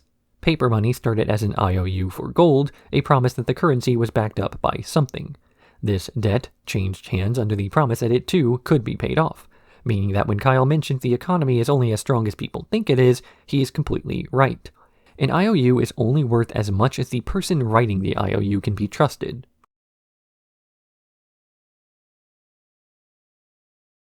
Eat, pray, queef. The boys of South Park Elementary are excited to see the conclusion to a Terrence and Phillip two-parter, only for the show to be interrupted by a Canadian broadcast of the new show, The Queef Sisters. The boys are disgusted by the new show and write the network to complain, only for one of the girls to queef in Butter's face. News of this incident causes the parents of South Park to have a meeting to figure out what should be done, though the mothers at the meeting are wondering why anyone's bothering to make a big deal out of it. This argument makes its way into the state courts, where after a back and forth of farts and queefs, the state decides to ban all queefing. But Sharon and Shelley grow upset over this, saying they didn't even find queefing that funny and they only did it because it was nice to gross out the men for a change. So the men of South Park gather to sing a song about how women should have the rights to queef freely. Meanwhile, Terrence and Phillip are mad about their show being pulled, so they go to the Queef sisters' house to kill them, only for the woman to say that they idolize the duo. In the end, Terrence and Phillip get married to the sisters, alternating between grossing each other out. South Park is a very crude show that seems to revel in the fact that it can make people uncomfortable. I've mentioned in a few other episode retrospectives this is not inherently a bad thing. Sometimes being crude to the point of being offensive is a necessary evil in a society to force people to confront ideas, starting from the position of, if it should be banned, why not ban other things, followed by, who has the right to decide where the limits of free speech are drawn, followed of course by, am I the bad guy for wanting things I dislike banned? Simply taking a position arbitrarily and refusing to justify or elaborate on that position does not make for a very strong argument for anyone. It just means someone with an equally flimsy logic can start changing things up for no reason. In this episode, the women of the world start to queef on the men, not because they find it funny, but because it gives a sense of empowerment not to be the butt of a joke. The men don't take kindly to this, saying it's disgusting as they reveal a bit of hypocrisy. The lesson is taught that if you want to be funny at the expense of other people, then you have to accept that other people can be funny at your expense. It's hypocritical to condemn behavior in others that you're guilty of yourself. Either everyone gets to be gross, or nobody can. Trying to make humor legal but only for one type of person is wrong. Fishsticks. Jimmy is trying to come up with a new joke for his routine when Eric comes into the room, sitting on the couch and eating snacks. Jimmy eventually comes up with a pun based on fish sticks sounding like fish dicks, then calling the other person a gay fish. And this joke soon sweeps across the nation, winding up on various comedy shows. But as the joke is spreading, Cartman keeps taking more and more of the credit. Jimmy tries to confront him about this, saying that Cartman didn't do any of the work, but Cartman refuses to believe this, telling Jimmy that he's lying to get more of the joke's money for himself.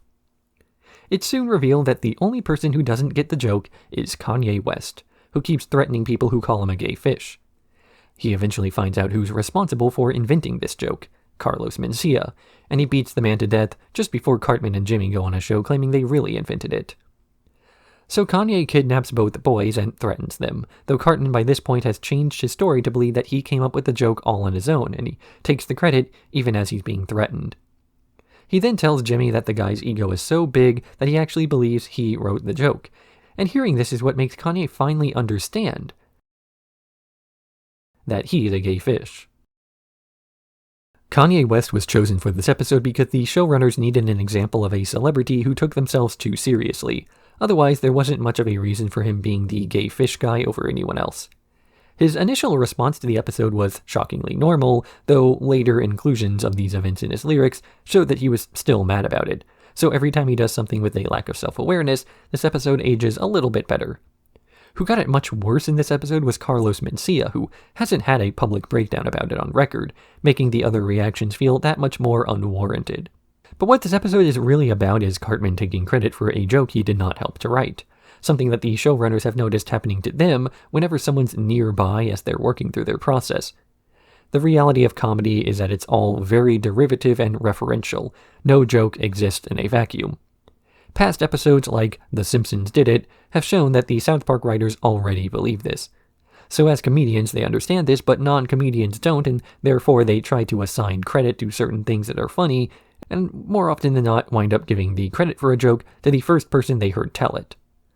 That person has really only put their spin on something that's been said before, and when you retell a joke and get a few laughs out of it, you start to feel more and more as though it was yours, even if you didn't write the setup, or the punchline, or really contribute much to the delivery.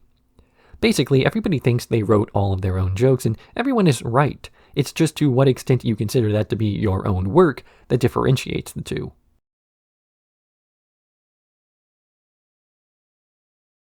Pinewood Derby.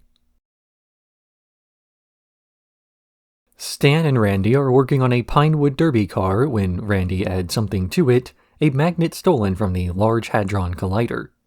Randy teaches Stan how to lie so they can get it past inspection, and the car winds up breaking the faster-than-light barrier and reaching outer space. They are then approached by an alien who is making first contact, only for this alien to reveal himself as Baby Fork McGeezax, a criminal on the lam, who's forcing Randy and Stan to make him a new FDL engine at gunpoint, as in a single gun pointed at the whole Earth. The intergalactic police then arrive, asking if there's a criminal on their planet, but everyone keeps quiet as McGeezax is keeping Stan as a hostage. Eventually, Randy manages to convince Stan to stab this alien in the neck when his guard is down, and afterwards, they discover millions of space dollars in his ship, which Randy convinces the planet to keep secret from the police. The police keep landing, asking about the criminal and seemingly believing the lie about the money not being there, but Finland wants to come clean about the whole ordeal, so Randy has the whole world nuke Finland to keep them quiet. Eventually, the police reveal they are not cops, but rather diplomats, and McGeezax, actually Carvern Zaxor, was testing their planet to see if they were worthy of joining a galactic federation. But because they lied about the Pinewood Derby car and the money and everything, the aliens decide to simply block the planet off from the rest of the universe forever. It's a very common and even played-out sitcom plot to have a character's small lie turn into a bigger and bigger lie until they have to come clean to a lot of things. What is not a common and played-out sitcom plot is when an alien manages to take over an entire planet with a single gun, originally meant to be an aspect of this episode's plot. All of humanity would agree to give up their guns to stop violence, only for McGeezax to take over with these, except they couldn't go at this plotline because The Simpsons already did it too. This worked out for the best, as the episode we got was still pretty cramped with little time for character moments or to allow for its beats to really soak in. But South Park has gotten good at episodes like this, where the fast pace of the plot allows for quick escalation that goes unnoticed as you try to figure out where it's going next, instead of questioning why beats like Princess Leia stealing from the LHC goes unquestioned, or why no one seems to care that Stan and Randy can't recreate their car. By the time Stan finally comes clean about this, rather than the lies all breaking down one by one, the plot's moved way too far beyond the initial premise for anybody, world leaders included, to care about his trophy.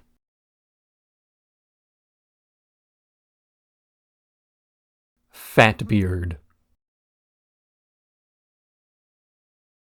Cartman hears about the new age of piracy and decides he's going to go to Somalia so he can be a pirate, inviting several of the kids with him to live a life of freedom. Upon arriving, he gets to a bar where the pirates usually hang out, but due to the language barrier, he's unaware that these pirates aren't recruiting him, but taking him and the others hostage. They arrive near a French vessel where they make the exchange of money for the kids' lives, but when Cartman boards the French merchant vessel, he uses a lightsaber, which the sailors think is real, to force them onto a boat, returning to Mogadishu with the captured vessel. Impressed by this, Cartman starts to boss around the other pirates, improving their operation to the point that he's caught the attention of NATO. He also catches the attention of Kyle, who was originally in favor of Cartman going to Somalia as it would mean that the guy would be gone for good. But because Ike went along as well, Kyle has to get him back, then held hostage for ransom.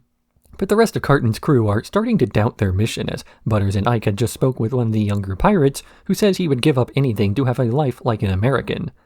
When Cartman tries to convince everybody that things are going fine, NATO troops arrive and shoot all the Somalians at once. As this episode was ongoing, the piracy in Somalia had received more news coverage due to Somali pirates capturing a merchant vessel and keeping Richard Phillips as a hostage on board. But as the story developed, Matt and Trey did something unusual. They decided to hold off on releasing the episode as they thought there was a chance the captain would end up being killed during the hostage crisis, and they didn't want to release an episode that could be considered insensitive. Obviously, this is unusual because South Park has never strayed away from discussing topics that others consider taboo, but this was a line the showrunners didn't want to cross, largely because it would have been too recent a tragedy, and by the time the shock had worn off and people were ready to laugh at it again, it was likely that we all would have forgotten about Somalia, and it would have come across as random rather than topical. And of course, the rest of America would forget about Somalia. It's one of the poorest countries in the world. This is the reason so many turn to a life of crime, not because they're criminals by nature, but criminals by necessity, a distinction that makes up the crux of Cartman's misunderstanding. Deciding to leave the world behind to live a life of crime and stop doing what others tell you is a fantasy that only the most comfortable people get to have. For anyone who actually lives each day not knowing if it will be their last or their family's last, they would gladly take the slow middle-class lifestyle. We've seen Cartman obsessed with being hardcore before, and this episode helps to drive home just how sheltered one has to be to actively seek out that hardship as they don't know any real difficulties.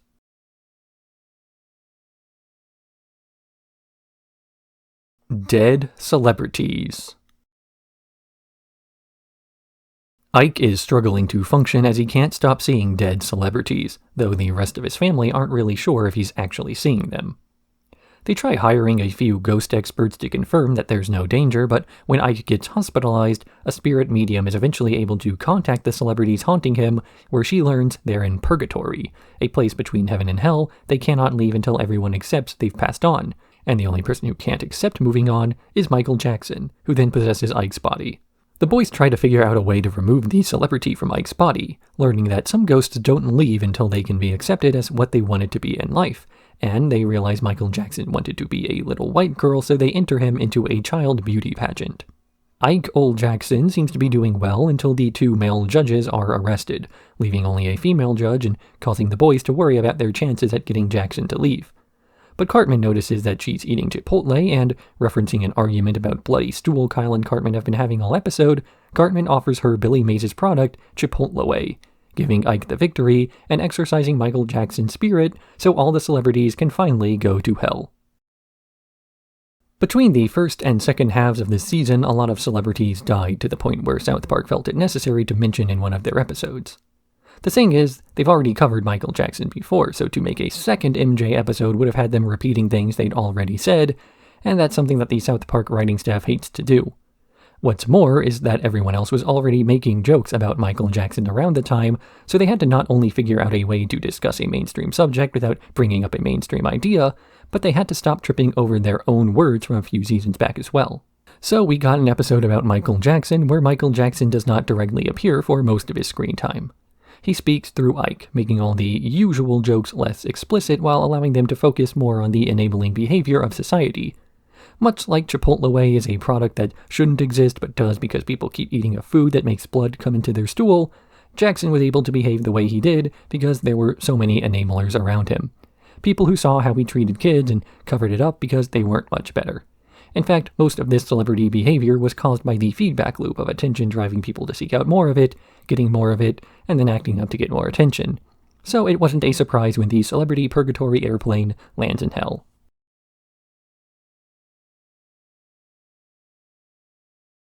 Butters' bottom.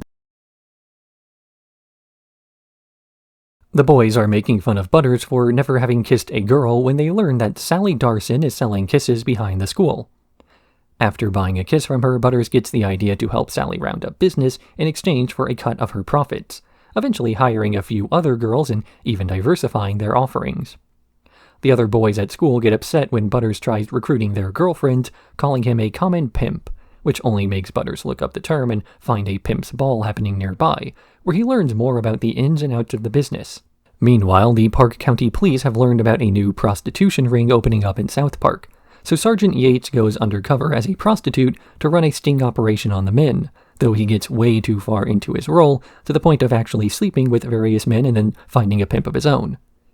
Yates and this pimp soon arrive on Butters' doorstep as Yates wants better working conditions, but when this pimp apologizes and proposes, Yates accepts, and the show of love is what convinces Butters that his business is getting in the way of real feelings. So he quits running his prostitution ring and lets the women who work for him live their lives again, as Yates winds up arresting the pimp on their 1-year anniversary. I've mentioned before what masking means in the context of South Park, but since it's been a while, I'll do a quick refresher on the idea. Essentially, it's when an issue is brought up through metaphor rather than discussing it directly. And then this metaphor is extended to the point that it is able to touch on various adjacent topics without ever having to explicitly cover something less safe for TV audiences. It's not like South Park is afraid of covering such topics, though. This episode's B-plot does the opposite, to the point where Sergeant Yates excreting evidence into a bag after a bust at the frat house was something the showrunners were shocked got past the censors. Butters justifies his pimping by stating that everyone pays for kisses. Some do it with money, others pay by giving up their time and energy.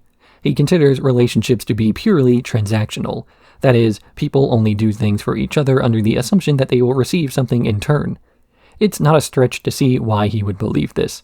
At the start of the episode, the others were bullying him for not being a man because he hadn't been kissed yet, remember, masking. So when a person's value in their social circle is dependent on something like how often they've kissed, it's not a surprise that someone would start to view relationships as an exchange of value, rather than something done out of a mutual benefit greater than the sum of its parts. It's not until Butters sees true love, or at least what Yates has convinced his pimp is true love, that he finally realizes he's been taking too simplistic a view of love. When you treat love like a product, you treat people like customers.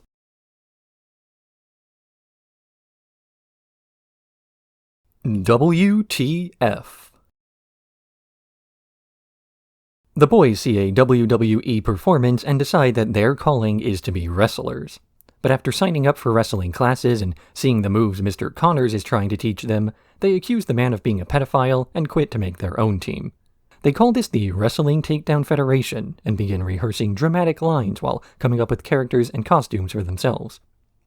A few nearby rednecks hear their rehearsals and, taking everything they say seriously, begin gathering around to watch these wrestling matches. Meanwhile, Mr. Connors loses his job as wrestling coach because there's no demand for his classes, and the schools think that wrestling is too adult anyway, as the wrestlers discuss their time in Vietnam and the like. This is made worse when he learns the WWE has sent a representative over as an ambassador to recruit the kids. So he sneaks backstage to assassinate the man with the rocket, though he misses and kills Kenny instead, so he resorts to pleading with the audience. His impassioned speech about losing everything, and the fact that the kids took his derb, gets him a job working for the WWE instead of the children, who take out their frustrations on each other only for this fight to be called fake. In wrestling, there is a concept called a mark. This concept exists outside of wrestling as well, and it's generally the same, but we'll use the wrestling definition of someone who believes that all the showmanship is real. These are the people in the audience who actually thought that Stan was abandoned by his parents, and Cartman was Russian, and Kenny was from Mexico, and so on. The people who don't realize they're watching a stage play where someone occasionally gets thrown into a table. These are called marks. There's another term, though, for the people who are aware it's all an act, but engage with it anyway. They know backstage the actors who don't have cameras on them are professionals, and there's a sense of the grandiose overacting to the whole performance. This type of person is called a mark. Matt and Trey originally wanted to parody the WWE after finding out how much audience overlap there was between their show and that one. But after watching several matches for research, they realized that what was going on was so absurd they couldn't possibly parody it. So instead, they played the tropes and character beats totally straight. Then, had an audience gathered who cheered on as though they were watching a show about wrestling instead of watching wrestling as a sport. But really, this is what all sports matches are like. Even in more legitimate sports, there are always narratives being pushed by networks and post-game interviews where journalists try to dig up dirt with questions to make it seem like there are deep rivalries between players that might not be there. Ultimately, people just want a good show, not to see a bunch of guys in spandex grabbing each other.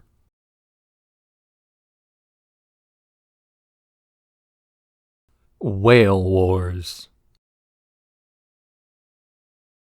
When a bunch of dolphins are slaughtered by the Japanese in front of Stan, he tries to get his friends to save the whales, though Cartman and Kenny don't care. Stan hears from Butters about the show Whale Wars, where a crew of pirates chases down whale-hunting boats to stop them.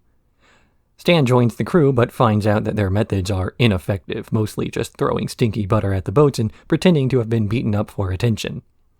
But when the captain is killed by a harpoon and Stan retaliates by launching a flare at the Japanese ship's fuel, he becomes the new captain, and quickly turns the show around as they're actually doing things.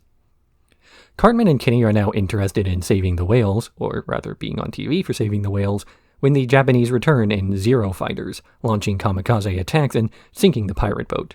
Stan, Kenny, and Cartman are taken to a Japanese prison where the Prime Minister teaches them the truth.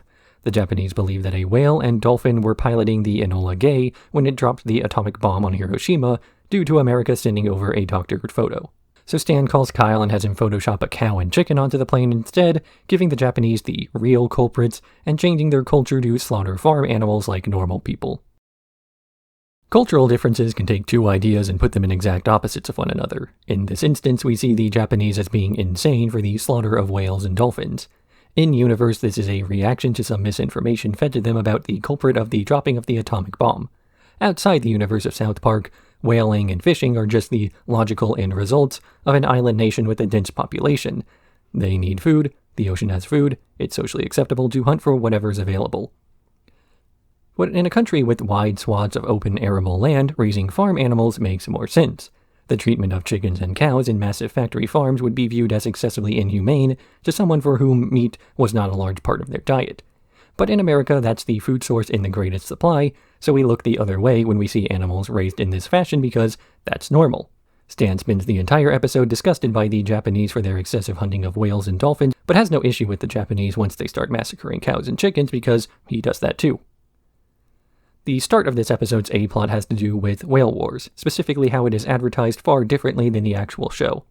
A crew of people who paint themselves as tough guy pirates, mostly sitting around as the editors play up all sorts of drama is, well, it's no different than the previous episode's WWE. A bunch of flashy theater around something that's not really as cool as they pretend it is. This is made more upsetting, though, by the fact that, while WWE is just about guys pretending to fight each other, the Whale Warriors are pretending to do good in the world, directing resources away from actual charities. And this is considered the norm, that every force people put themselves behind is generally just something done out of a sense of marketing. Stan goes on talk shows and has people discuss the camera crews and marketing behind his genuine cause of saving whales, because, to most of the world, charity is about image rather than helping people.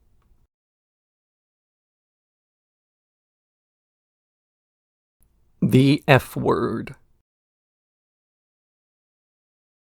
The citizens of South Park are struggling to enjoy their time outside due to massive waves of Harley riders terrorizing their town with the noise from their motorcycles. So the kids run a campaign to drive them out of town by writing F words get out on billboards and buildings near the road, which causes the Harley riders to grow confused, wondering why that word's applying to them instead of being a slur for gays. But when some of the gay men of South Park see this graffiti, they raise complaints about its use that eventually reach the mayor. The boys make an argument that the definition of words can change over time, and that the F word ought to be considered a slur for annoying bikers.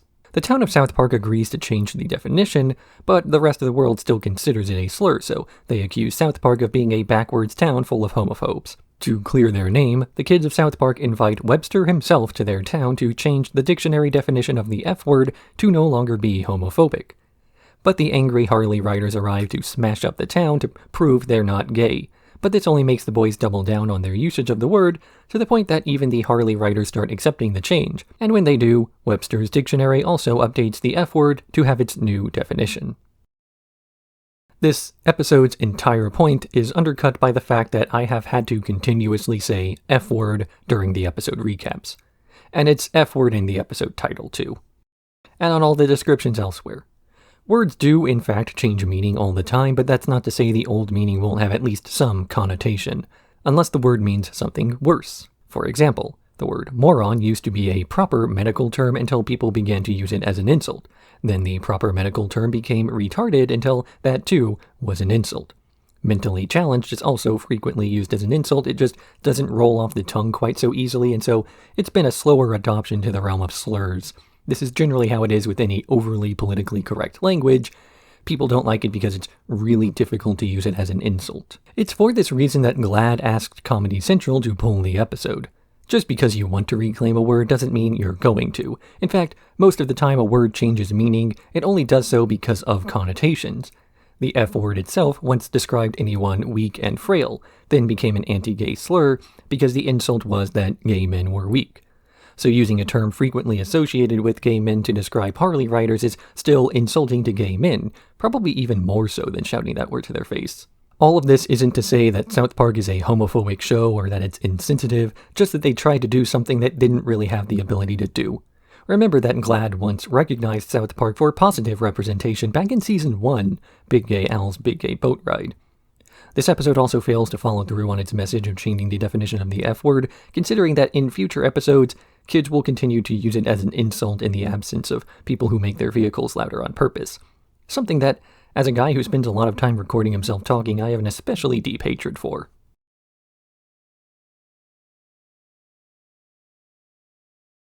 Dances with Smurfs. When the boy who reads the morning announcements is killed, Cartman manipulates the tryout to become the new host. Once his voice is played over the loudspeakers, he immediately starts blaming all of the school's problems on the student council president, Wendy Testaberger. When the staff confronts him about all the stuff he's making up, he argues he's not actually making false accusations, but asking questions.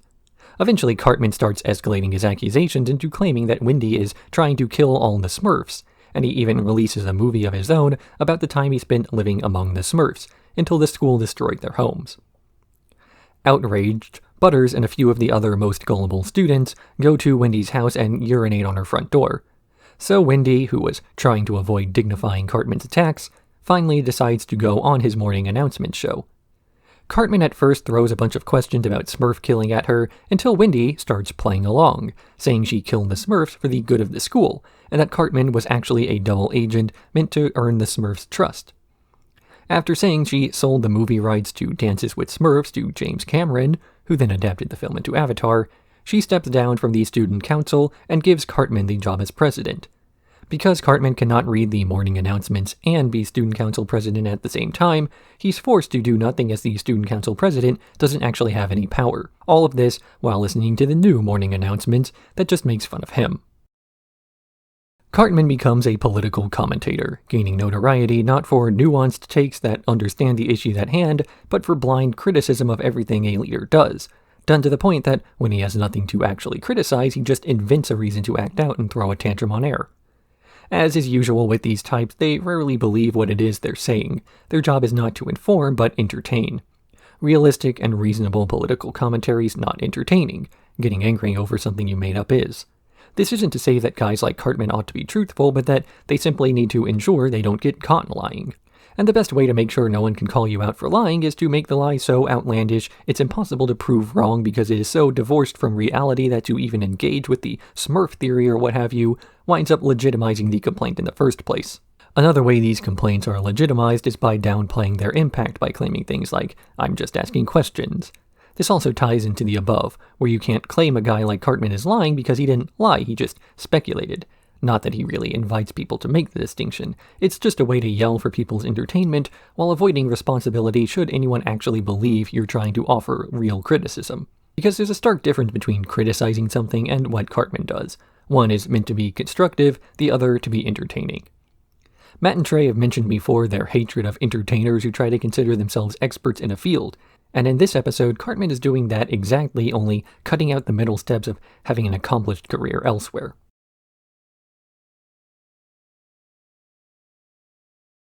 P. The boys go to Pee-Pee's Splash Town, a water park, where they're excited to swim until Kyle learns that everyone except him pees in the pool and he's too grossed out to go in the water. Cartman's also disgusted because he is counting the number of minorities in the park, learning that they outnumber the white patrons. Elsewhere, a scientist testing the pH levels of the park finds that it's almost all P, no H, and once the ratio tips above a certain percent, there could be catastrophic results. The owner of the park, Mr. Pee-Pee, refuses to close the park down, and then a tidal wave occurs, flooding the whole area and drowning several guests, including Kenny. Cartman is rescued by a raft where he's the only white guy, and he assumes this means the Mayan apocalypse occurred. Kyle and the rest of the guys wind up on an island with Mr. Pee-Pee, who says that they need to reach the emergency shutoff valve under the P. They send Kyle because he can hold his breath the longest, making him drink some pee first so he doesn't get the bends. Outside the park, Randy and a few other scientists have the park quarantined as they found that exposure to urine causes monkeys to go mad, because someone's peeing in their face. And the only cure for this rage is a banana. Once they realize this banana cure, they fly helicopters in to rescue the boys, meaning that Kyle drank pee for nothing.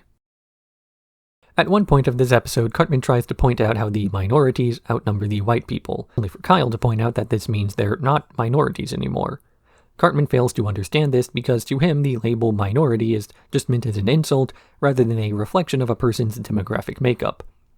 His dislike of minorities comes from a fear that they can't assimilate into an existing culture like his, only to fail to realize that cultures aren't really static things. They change all the time, and it's not just outside influence that does this. And then Cartman's fear of minorities taking over comes with a montage where he reveals every racist's nightmare, that other people will start to treat him the way he's been treating them. This hypocrisy has been a standard part of Cartman's mentality since the beginning, meaning that his hatred is shallow. It's not based on anything about the groups he hates, he just hates everyone.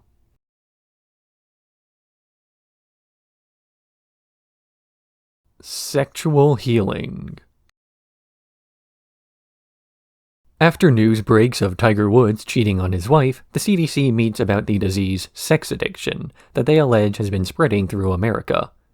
They test a few kids for it by asking them the color of a handkerchief a nude woman is holding, and find that Butters, Kenny, and Kyle all show symptoms. They, other than Kenny who died of autoerotic asphyxiation, get sent to a therapy session alongside a bunch of other rich celebrities where they learn how not to get caught. Meanwhile, some of the CDC's scientists have determined that sex addiction becomes worse when exposed to large amounts of money, and then they call in the president, who has the logical conclusion that there's an alien hiding in Independence Hall who is also a wizard who's been using magic to infect Americans with sex addiction. The sex addict celebrities and a SWAT team show up to track down the alien, eventually having Butters and Kyle shoot a man in a costume who they said was the alien. Afterwards, all these celebrities celebrate being cured, and the new Tiger Woods game is actually about golf, making Cartman and Stan quit because it's now boring. Stan and Cartman spend this episode playing through Tiger Woods' domestic disputes on console, using it as a form of entertainment, and also helping to explain this episode's point.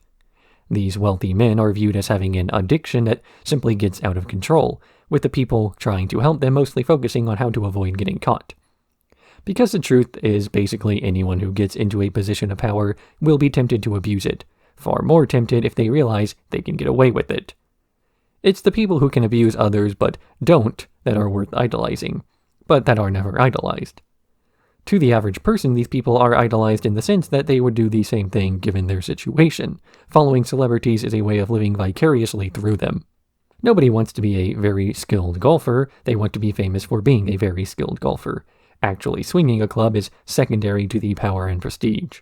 Of course, those with lives worth living who aren't always trying to escape into fantasy won't consider this behavior worth replicating unless they're just following along with it because they don't know any better, which is why someone like Butters can consider himself a sex addict.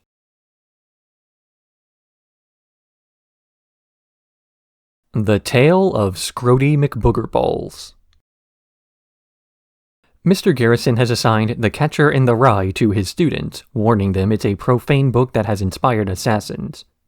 But after being disappointed by how tame the book really was, they decide to make their own novel, The Tale of Scrotie McBoogerBalls. Sharon Marsh finds this book and vomits profusely while reading it. Then she shares it with everyone else she knows because it's actually really good. When the boys discover the draft of the book is missing, they decide to preemptively blame Butters for writing it to avoid trouble. But the adults instead laud him as a genius for writing such a great book. So Stan, Kyle, Kenny, and Cartman try to get his book banned as revenge against Butters, though the adults simply claim they didn't get it. So they try to get Sarah Jessica Parker killed by dressing her like a moose, only to cancel that plan when they learn that Butters has tried to write a second book, The Poop That Took a Pee, and that book will expose him as a fraud. But people love this book too, not wanting to look like they didn't get it. They're about to give up when a man kills the Kardashians after reading Butters' second book, getting both of those books banned in the end. South Park is a show known for being crude, to the point... I've said this part a ton. The obvious comparison to be made here is between Scrotie McBoogerBalls and South Park itself, a show that often pushes boundaries just for the sake of doing so. While usually just gross for the sake of being gross, every so often South Park will try to be offensive to make a stand or a point, or even to send a particular message that they find necessary. And even this is present in the motivation the boys have for creating their profane book in the first place. They found it weird that The Catcher in the Rye was ever banned in the first place and wanted to make a book that would really deserve it. It's not the most noble goal, but it at least makes a stand about the arbitrary way in which some decisions are made about what people can and cannot see or read, or something along those lines. The issue presented then is that sometimes these episodes meant to be silly for the sake of being silly end up being taken too seriously. Sometimes South Park will take a random celebrity to use as a punchline, and then the showrunners will be interrogated as to why they hate that person so much. Other times, they plan on satirizing a political point and wind up making more jokes about one side of an issue than the other, purely because there's more comedy to be found from that side, rather than Matt and Trey trying to push an agenda. Sometimes, people read too much into TV shows and write 30-minute or 3-hour or even 12-hour video essays about things that aren't really that deep, while other people sit down to watch the entire thing as though there was actual substance there. Not like you or me, though, don't worry, we're normal.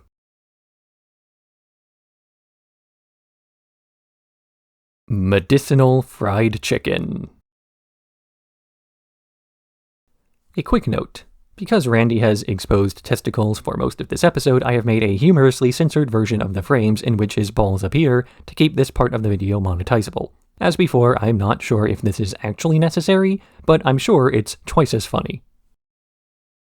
Randy discovers the KFC he usually takes the boys to after soccer practice has been turned into a dispensary, and when he rushes inside to get some marijuana, they tell him he needs a doctor's note, which Randy cannot get as he's healthy. So he tries to give himself cancer, sticking his testicles in the microwave until they are swollen, and then getting high so he doesn't feel them. When the other men of South Park see Randy bouncing around and getting high, they decide they want cancer too, causing the local doctor to grow concerned about the cancer epidemic, and then linking this to the ban of KFC. Meanwhile, Cartman is throwing fits of rage without his fried chicken to the point of checking into a methadone clinic. When he's scouted as a KFC addict, he gets brought to the house of Billy Miller, a boy running an underground KFC ring in his basement. Cartman is hired as muscle for Billy in exchange for access to more fried chicken, and he quickly rises through the ranks. But when he makes a deal with Colonel Sanders to buy more chicken than Billy can sell, Cartman has Billy removed by telling on his mother, and he takes over the operation, though Cartman is in over his head due to eating most of the product himself, and ultimately has the whole operation destroyed by the Colonel's thugs. When something previously legal gets banned, all that's really accomplished is moving the industry underground, where it's now in the control of people who don't care if they're breaking laws. Not just laws like, is KFC legal to sell here, but laws about sanitation and safety and making sure the product is dropped off by a guy in a van in a uniform instead of guns being drawn over deals gone wrong. When something unhealthy is legal, how unhealthy it's allowed to be is limited by regulatory laws. When it's illegal, you don't have any idea what you're getting. This is, for example, why drug overdose deaths actually decrease when certain drugs are decriminalized. Not only are they regulated to the point of relative safety, but you don't get arrested for seeking medical help if something goes wrong. Of course, the opposite can be just as true, where something is legal and yet regulated to the point of effectively being more harmful than had it stayed away. Medical marijuana is legalized in South Park, but only for people who can get a doctor's note saying they need it. So Randy and a bunch of other men get testicular cancer so they can have the over-regulated product. There's a middle ground between the deregulatory anarchy of a black market and drowning an industry with bureaucracy, and this episode cleverly plays with these ideas by flipping two previously opposed industries.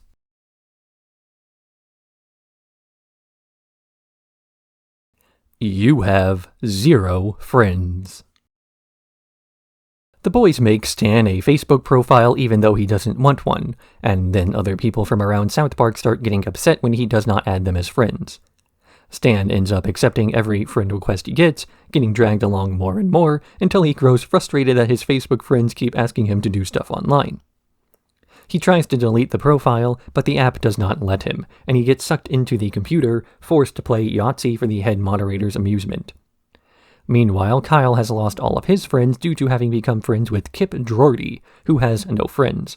He tries to ask Cartman for advice, as Cartman's been running a Jim Cramer-esque show about who to add on Facebook. Cartman takes him to Chat Roulette, where he mostly sees men jacking off until finally meeting another Jewish kid he has stuff in common with. With a reason to go back online, Kyle sees Stan while he's trapped in the computer and guides him towards a digital party his profile's thrown on its own. Stan attempts to take down his profile for good, defeating it in Yahtzee and then finally removing all of his friends and transferring them to Kip Drorty instead. Just as South Park made an episode about World of Warcraft because WoW was taking over The Office, the hot thing during Season 14 was Facebook, with employees leaving a browser tab open to incessantly check on whatever their friends were up to. For those not old enough to have had a Facebook account during these early days, it used to be a place where people you only sort of knew overshared details of their day, rather than a place where an AI told your parents to kill members of their local government. The episode itself jumps between multiple plots, mostly about how when friendship becomes a commodity, it becomes worthless, like Kip taking his laptop to the movies being a poor replacement for a real friend, or how Stan's massive friend count does not amount to much more than a ton of annoying obligations. But the episode spends far longer on Tron references than it does on something as boring as a website where you rate the girls at your college because they won't talk to you.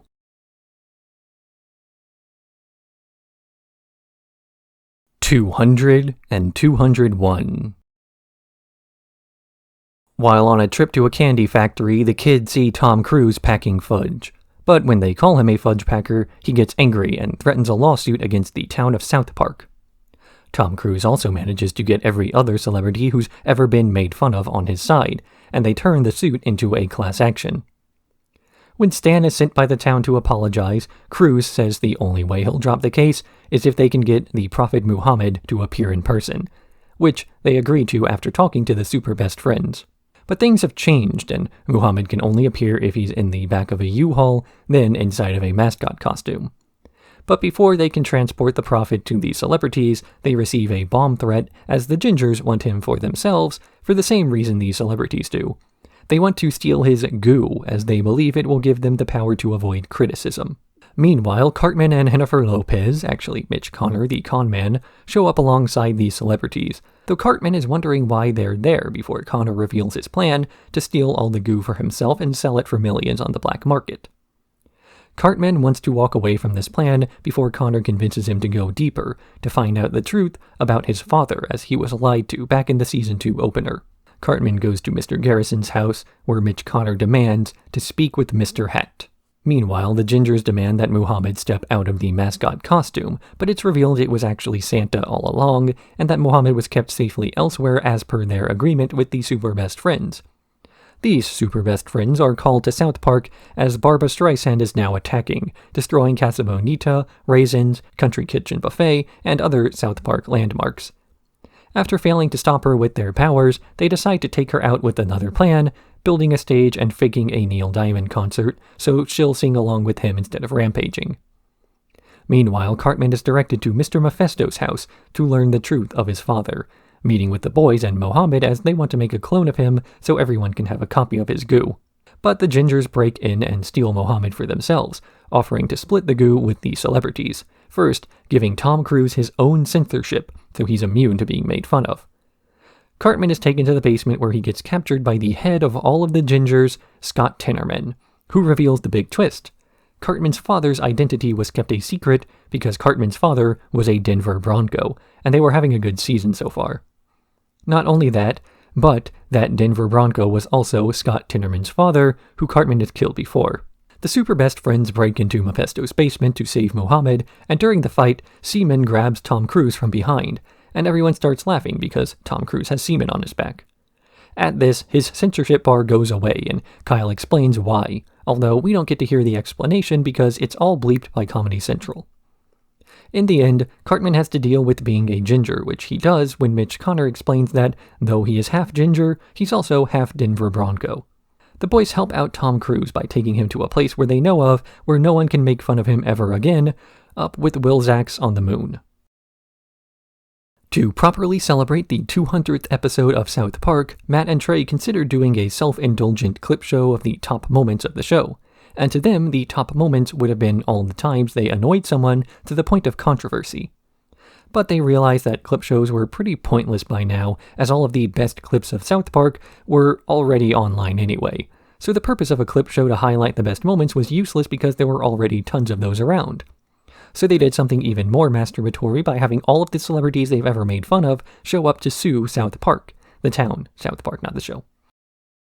South Park has always invited controversy into their studios due to the fact that there was really no such thing as bad publicity. Anytime they'd piss off a celebrity and that celebrity responded negatively, they got a boost to their ratings as more people invoked the Streisand effect and had to go check out what everyone was making a big deal about. Of course, when you invite controversy this way, you end up bringing up all the past times someone has been annoyed with their show, and this results in some controversies being more prominent than others. Not that they really needed to be. Tom Cruise gets ripped on a ton during this episode, but it was the appearance by Muhammad that really caused the episode to get censored and made worse. Or rather, his non-appearance.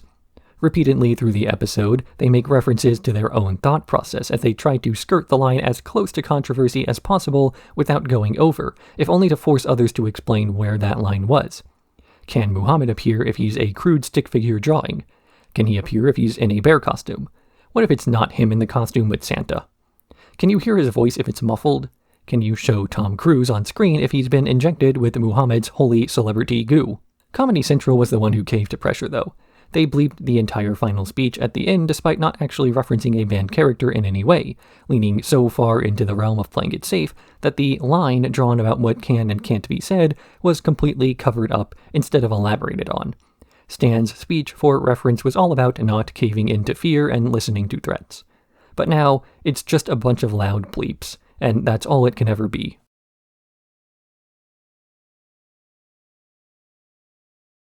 Crippled Summer. The boys have gotten Towley a job at the Tardycaca summer camp, where they hope he can pay back some of the money he owes them from getting high all the time. But Towley's condition is terrible, and he repeatedly fails to dry off the special needs kids in time because he keeps getting high. After getting fired, he's brought to an intervention by the people closest to him, where they try to confront him about his drug use, pointing out how he is hurting his son Washcloth with his addictions, although Cartman uses his time at the intervention to rant about Jews on TV. Meanwhile, at this camp, Nathan, the captain of the red team, is trying to take out Jimmy, captain of the blue team, with a series of hijinks involving placing a snake into their canoe, swapping their map to lead them to a reservation, and playing a whistle that will attract freshwater sharks to their location.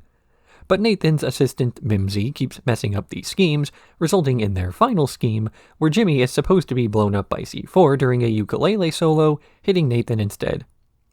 In the end, Nathan is carted away to a hospital, as Jimmy graciously offers him the summer crown for surviving so much.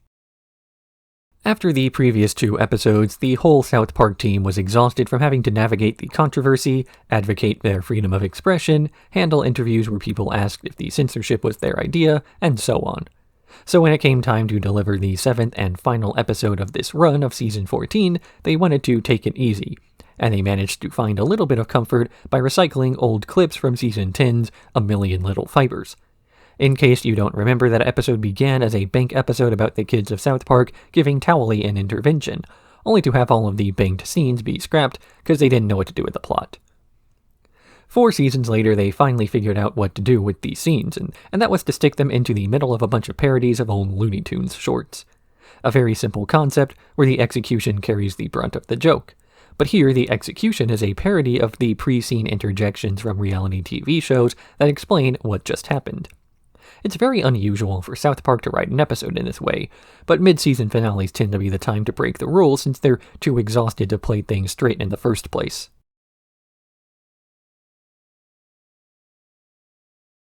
Poor and stupid.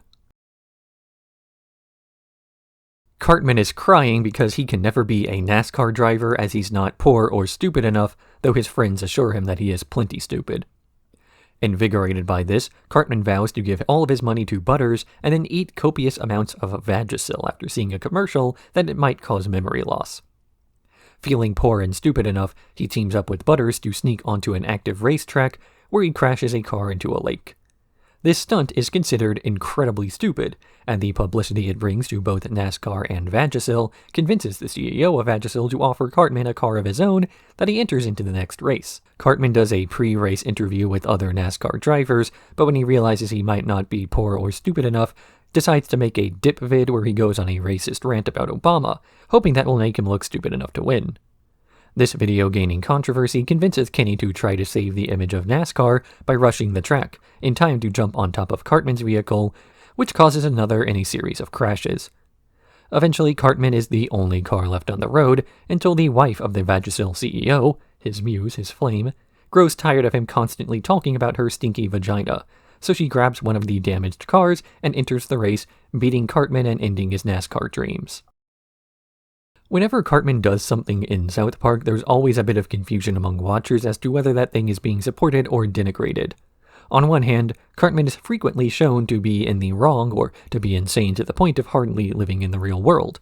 On the other hand, sometimes he's funny, and when something is funny, people tend to remember it more. Here, Cartman spends the episode making fun of NASCAR by calling all the drivers and all the fans poor and stupid. But someone had to write Cartman's dialogue, and someone had to add narrative hints to push the plot forward by not having his stunts be met with immediate resistance. And to complicate things further, there are people out there who believe that any opinion stated in a work of fiction is something meant to be taken at face value.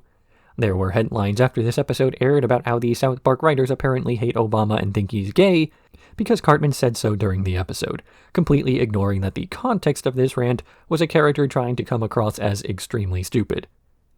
Context and subtlety matters a lot, but if there's one thing comedy struggles to include, it's subtlety.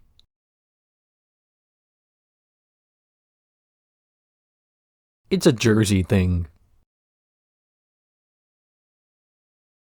A new family from New Jersey moves next door to the Marshes, which horrifies Sheila Profsovsky and makes her rush over to the salon, where she's just barely able to tell off the Jersey girls as they fight over Sharon.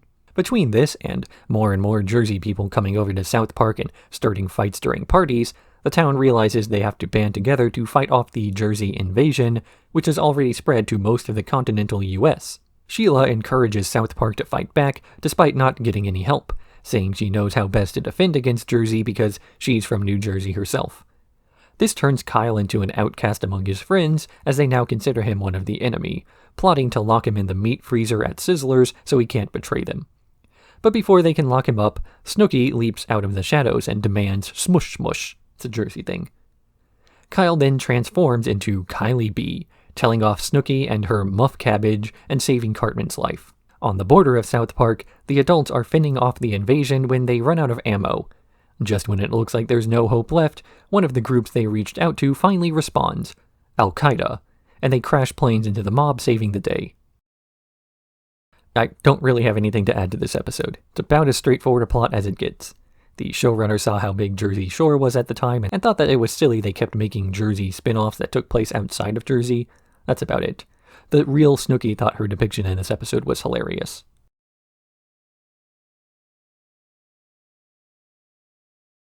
Insheeption.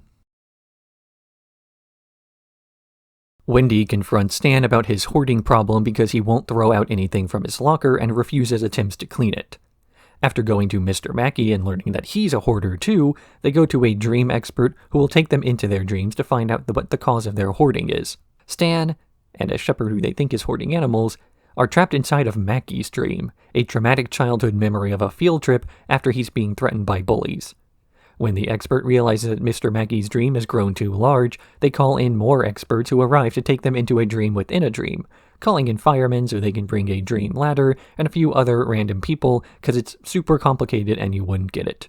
Inside of Mackey's dream, he, Stan, and 3 bullies go off into the woods alone as Stan tries to encourage Mackey to stand up for himself so the bad memory will go away. But before he can really fight back, these dream experts burst in and kill the bullies. This causes Mackey to realize that it wasn't the bullies who traumatized him, but the fact that when he ran off, he ran into a shed, where Woodsy, the anti-littering owl, molested him. Woodsy goes crazy, but their dream expert, Freddy Krueger, enters to kill the owl so he can save the firemen. They prepare to enter Stan's dream next, but not wanting something like what happened to Mackey to happen to him, he decides to simply throw out everything in his locker of his own volition. Rather infamously, this episode was nearly pulled by the creators shortly after airing, as they realized they had accidentally plagiarized a bit from College Humor's Inception parody. As it happened, not everyone had seen Inception yet, and the short-notice pirated copy they acquired was too low quality. So they watched this parody that was eerily accurate, and then borrowed from that rather than borrowing from the movie itself. It's interesting to note that ripping on a mainstream successful movie is considered fine, but copying from a contemporary is not. The reason this episode was nearly pulled is that the showrunners felt bad about having their accidental ripoff, so they wanted to remove the episode, so they could quickly edit in an apology or an asterisk of some sort to point out the issue, but a quick phone call with the College Humor team proved that there was no harm done, and the other guys were more flattered than offended. Remember way back in the early seasons I mentioned that Matt and Trey were not fans of their early work on South Park due to it not being the best quality and something they would pull if they could. But they left these episodes up as they recognized that once something is released, you can't go back and edit it, regardless of whether you want better jokes or to replace the guns with walkie-talkies or something. So the fact that a duo usually so dedicated to never self-censoring would instantly jump to a retraction shows how seriously they took this mistake. Thankfully, all parties involved were cool about it, so it never came to that.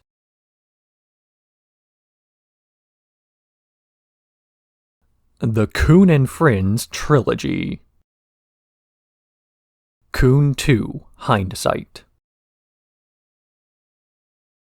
The episode opens on Coon and Friends, hanging out in Miss Cartman's basement as they plan their activities.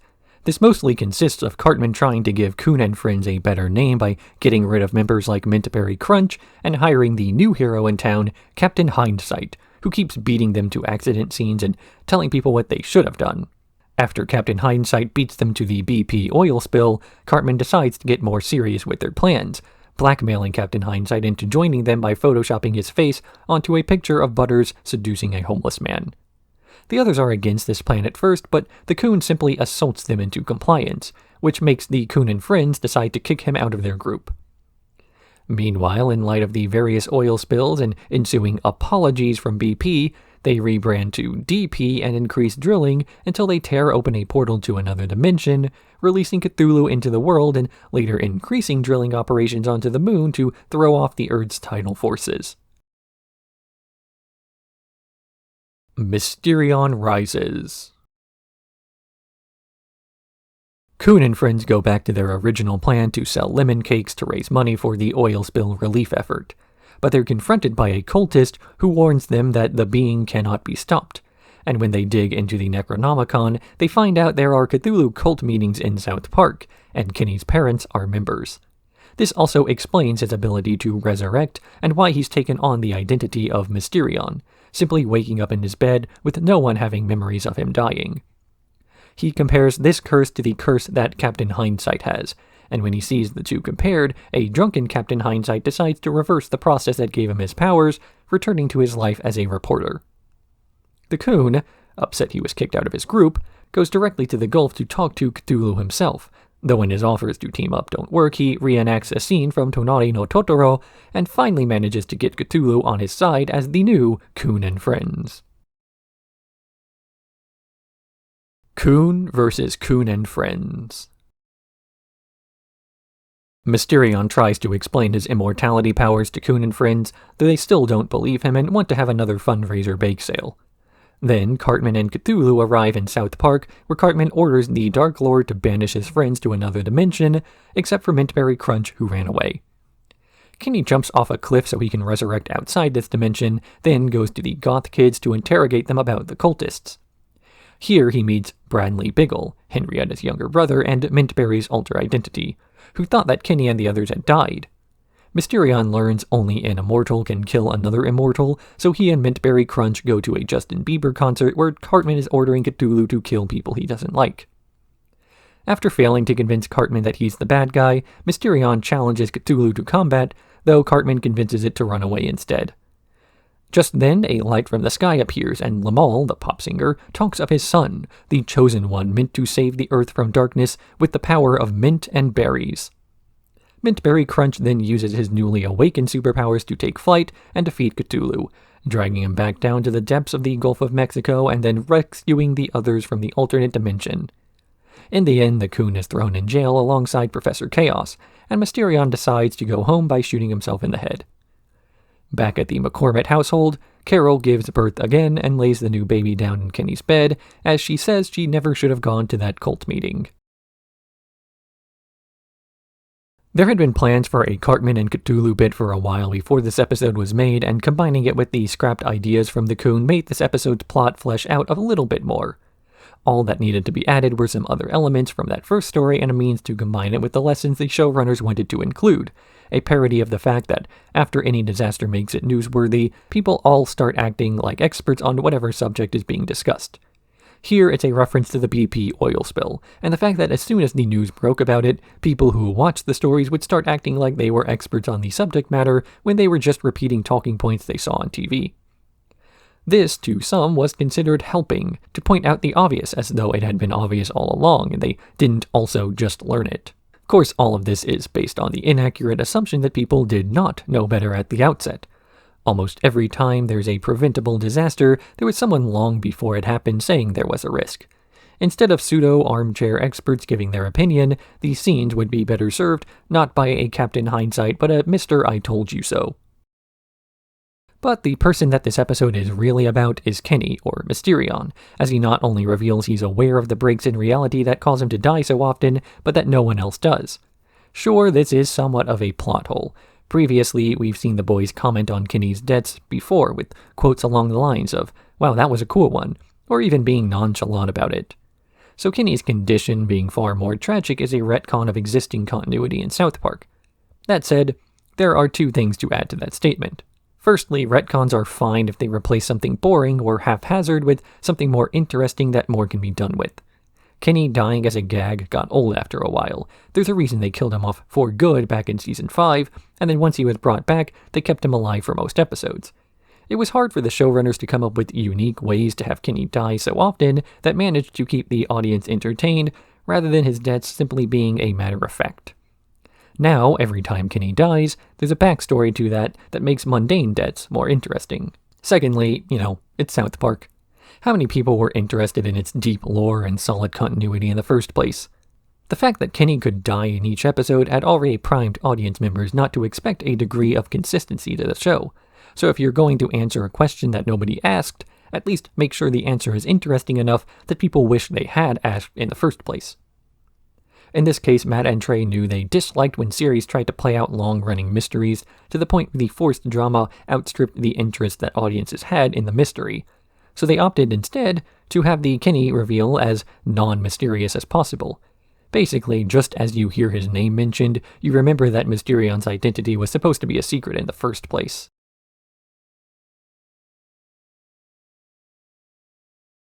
Creme Friache.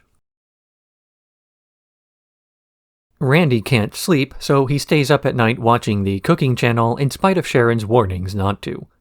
The next morning, he gets back into his cooking obsession, leaving the family with the dirty dishes and convincing Sharon to block the Cooking Network. After catching him on the phone with the Cooking Network hotline, she gets advice from Sheila to start working out to build confidence in herself, buying a shake weight as a result. This shake weight has a voice assist mode that gives her compliments as she is working out, and always results in spitting a bit of cooling liquid in her face, then going to sleep mode. Meanwhile, Randy has quit his job to work as a chef at the elementary school, delaying lunch as he's trying way too hard. So the kids dress up Cartman as Gordon Ramsay with the plan to demotivate Randy with insults until he gives up, only for other celebrity chefs to arrive when they hear Gordon Ramsay's at the school. This turns into a massive televised cook-off that just makes Randy panic because he left his Creme Friache at home. He rushes back to the house in time to reunite with Sharon, who has just gotten back from a vacation with her shake weight that resulted in the weight cheating on her.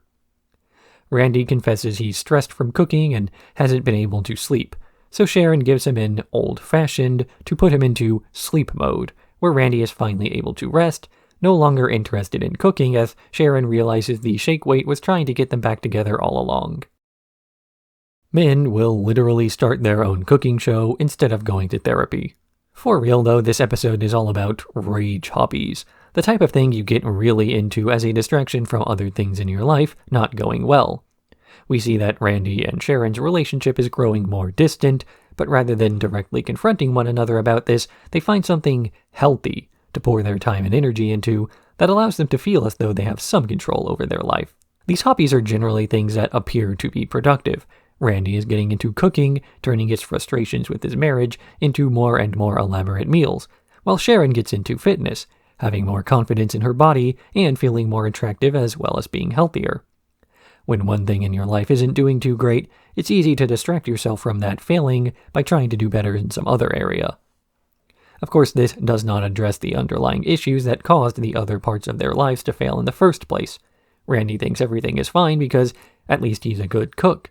Sharon thinks she's doing well because she's in better shape than she's ever been, but neither character is really happy. They're just running away. In the end, Sharon stops exercising and Randy gives up on improving at cooking, but this is not viewed as a failure because they're sleeping in the same bed again.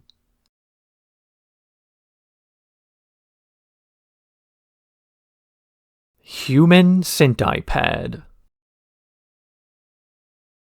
Cartman is trying to show off his new iPad, but is called out for just gluing a piece of glass to a case. So he demands his mother take him to Best Buy to buy one, but when she sees the price point and offers a cheaper model, Cartman likens this refusal to sexual assault, loudly proclaiming his mother's misdeeds to the whole store. Meanwhile, Kyle has been grabbed off the streets by Apple employees as per the new iTunes terms and conditions, taken to a laboratory with 2 other people who also didn't read the terms and conditions to become the new Apple product, the HumanCentiPad, like the movie. A few rescue attempts are made that all wind up being tricks by Steve Jobs to see whether Kyle will read something before signing it, and after he finally learns his lesson, the product is unveiled as a tablet that knows how to read and thus can do everything. Meanwhile, Butters, Kenny, and Stan are working with Kyle's dad to see if there's a way to get Kyle out of the agreement, going to an Apple store to speak with the geniuses, what they call tech support, where they commune with one another to figure out a way to get Kyle out of the HumanCentiPad, by having Gerald sign up to create a family account, which would then make Kyle's agreement void. This goes through as the HumanCentiPad is unveiled, with the first product being given to Cartman, as people believe he's an abuse victim. But when this product is taken away to be dismantled, as Kyle's no longer consenting to it, Cartman threatens God the same way he threatened his mother, and gets struck by lightning. Technology is always moving forward, for better and for worse. On one hand, smaller and smaller devices can do more and more, but on the other hand, we also start expecting them to do more. And as everyone starts using technology to connect, it starts becoming more mandatory to use until people reach the point where it's almost impossible to work or play without some sort of online connectivity. This episode aired back in 2011, but has only seen itself becoming more relevant as time goes on. Cartman is worried the kids at school are going to make fun of him if he does not have the latest technology. The latest technology is only available to people accepted arriving without questioning what they're going to do with all your data. If you want to fit in at school, hit agree. If you want to use your own software again, hit agree. If you want to see your son alive again, hit agree. There's a reason that EULAs they have you sign are so long, far less to do with liability than the fact that long documents are less likely to get read at all. If things are simple and clear, people will be more skeptical about their implementation. But if it's esoteric and confusing, people won't question it because they're not entirely sure what they're questioning.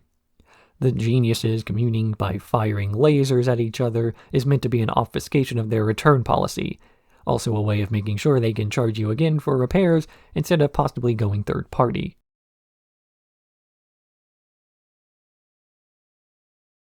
Funnybot.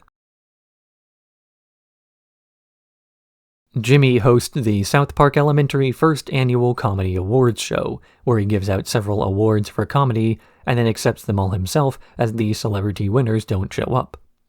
But when he gives out an award for least funny country that the Germans win, representatives from Germany arrive announcing retribution, and they unleash Funnybot, a comedy robot. Funnybot is so funny it manages to sell out venues, release multiple movies, and becomes an overnight success. But then the comedians of the world go to South Park Elementary, holding the students hostage and demanding an end to Funnybot as it's cost them their jobs. So the boys meet with ComedyBot and ask it to stop making jokes and to leave them all to the humans. but ComedyBot is intent to tell the ultimate punchline by wiping out the human race. It hacks the world's missiles and prepares to launch them all, but Jimmy is able to stop the robot with a logical fallacy, asking it to accept a comedy award, which would mean it takes comedy seriously. In the end, the kids manage to capture the problem, which is then sealed inside of a metal sphere and then buried deep underground. Funnybot says it finally gets why comedy ought to be left to humans, and the whole world celebrates that Tyler Perry is finally gone. Before this episode aired, Matt and Trey were invited to a real comedy awards show hosted by Comedy Central, their network, where they were pressured to go in spite of their hesitation born from the fact that it felt gratuitous. If they won, it wouldn't feel like it was a victory because the network hosting their show was giving out the awards. It's like winning Student of the Year if your mom is the principal. And then if they lost, it would have been even more embarrassing. The rest of this episode is combined with the concept of a Funnybot that Matt and Trey had been joking about to themselves for years.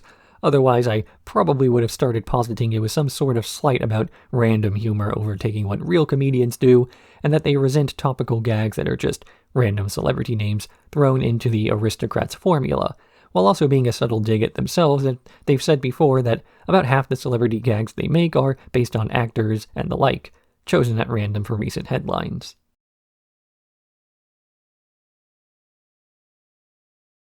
Royal Pudding. Ike skips a play about tooth decay in order to watch the Royal Canadian Wedding, only for this wedding to be interrupted by a beam of light that kidnaps the princess with a floating cube, not part of the tradition. Mr. Mackey is growing increasingly frustrated with this tooth decay play, screaming at the kids and forcing Kyle to take over his brother's part. Mr. Mackey reveals the real reason he is so passionate about tooth decay is because it killed his father, and doubles down on screaming at the children. Because the princess is missing, all Canadians are asked to open their box of hope, which calls them to go to that big tree in Edmonton to get back the princess. Ike teams up with Ugly Bob to take out the kidnapper, Scott, now a giant because of radiation, but Scott says it wasn't him and he blames the Inuit. They travel north only to be captured while planning an attack and are told by a spirit guide that the kidnapping was foretold and the princess is held in a castle far to the north. Ike, the Inuit guide, Ugly Bob, and Scott the Giant Dick arrive in this castle where they see that the princess is being held by a giant monster, Tooth Decay. Ike is able to turn the giant into stone by taking the paper bag off of Ugly Bob's face, and the princess is saved, with Ike receiving a knighthood for his efforts. Back in South Park, Mr. Mackey is about to lose his mind when the police shut down the play as they finally got Tooth Decay. This episode began as a bit about the royal wedding going on at the time, specifically the monotonous voice explaining the various strange traditions as though they were common knowledge, with the showrunners trying to decide how absurd they could make the events happening be without breaking character. And then the princess got kidnapped by a big glowing box and they started Ike on an epic quest across Canada to save her as a parody of how seriously some people were taking the royal procession compared to how little everyone else cared. The other half of the episode's plot was all about Mr. Mackey losing his mind over something trivial, a plot that was difficult to connect to the first story until they had the idea to make Tooth Decay the final boss of Ike's quest, the bookend of the story actually being total happenstance.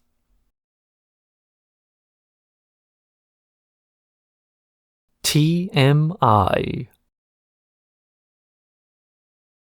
Cartman is furious because the school posted the length of every boy's penis on the wall, so he gathers all the 4th grade boys for a recount so they can post the real results. Once again, the real results show Cartman at the very bottom in spite of his attempts to self-measure.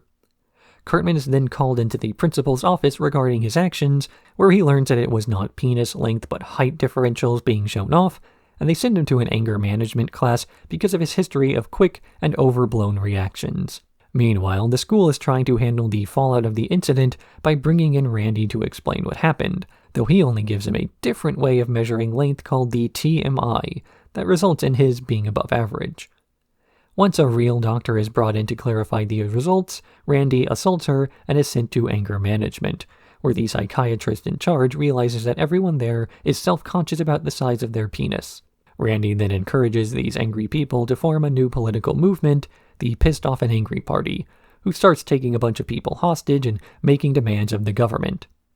The Surgeon General has no interest in kowtowing to the demands of a terrorist group until the anger management psychiatrist convinces her for a solution that will make everyone happy.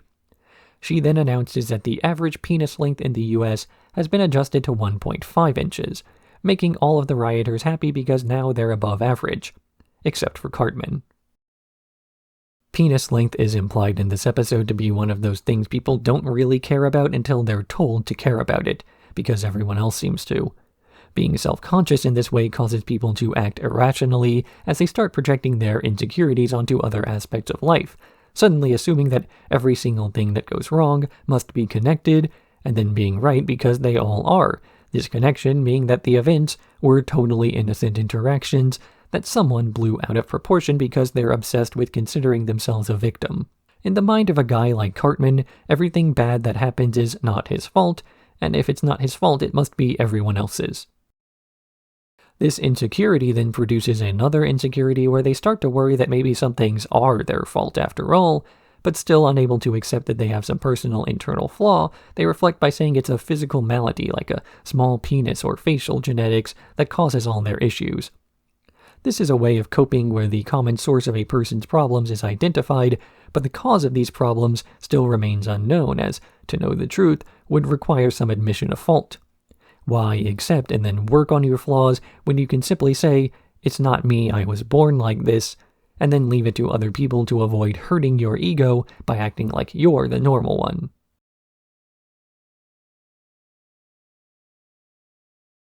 Crack Baby Athletic Association. Kyle sees a commercial for crack-addicted babies and feels so bad that he leaves to volunteer to help them.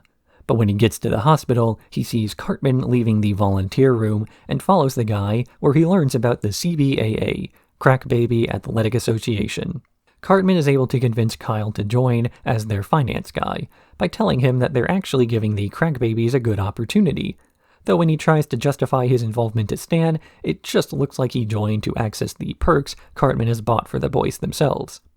Craig and Clyde are sent out to get Slash to play at a concert, while Cartman speaks with the dean of the University of Colorado at Boulder to figure out how to get around not paying their student athletes.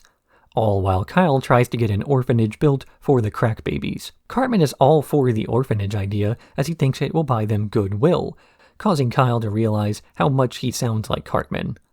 This is made worse when Clyde and Craig return with news that Slash is not real and is based on a Dutch children's song.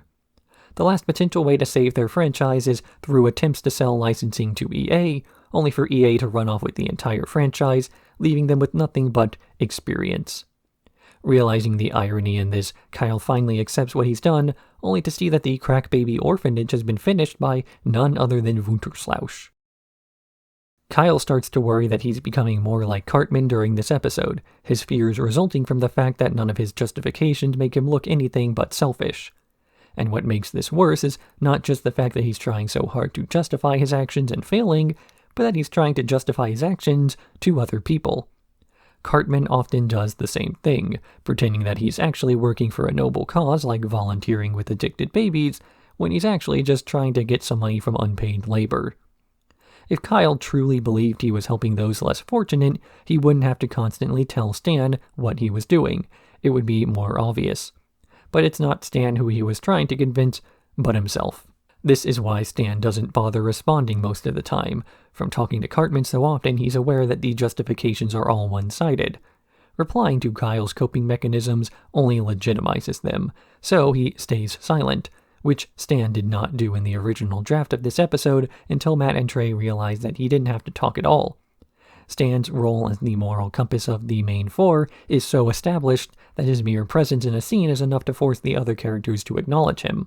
What was also included in this episode were scenes about the crack babies actually playing ball, but the showrunners realized that, like Stan staying silent, the joke worked much better if the audience had to imagine the babies fighting each other over a vial of crack.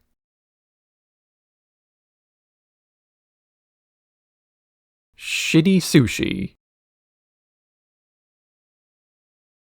Postman Butters is handing out flyers for the new Shitty Sushi restaurant that's opened next door to Shitty Wok, with Lou Kim, City Walk's owner, getting into a fight with Junichi Takayama, the owner of City Sushi. Butters gets in trouble for starting an Asian turf war and is sent to a therapist who diagnoses him with multiple personality disorder after noticing him playing pretend outside.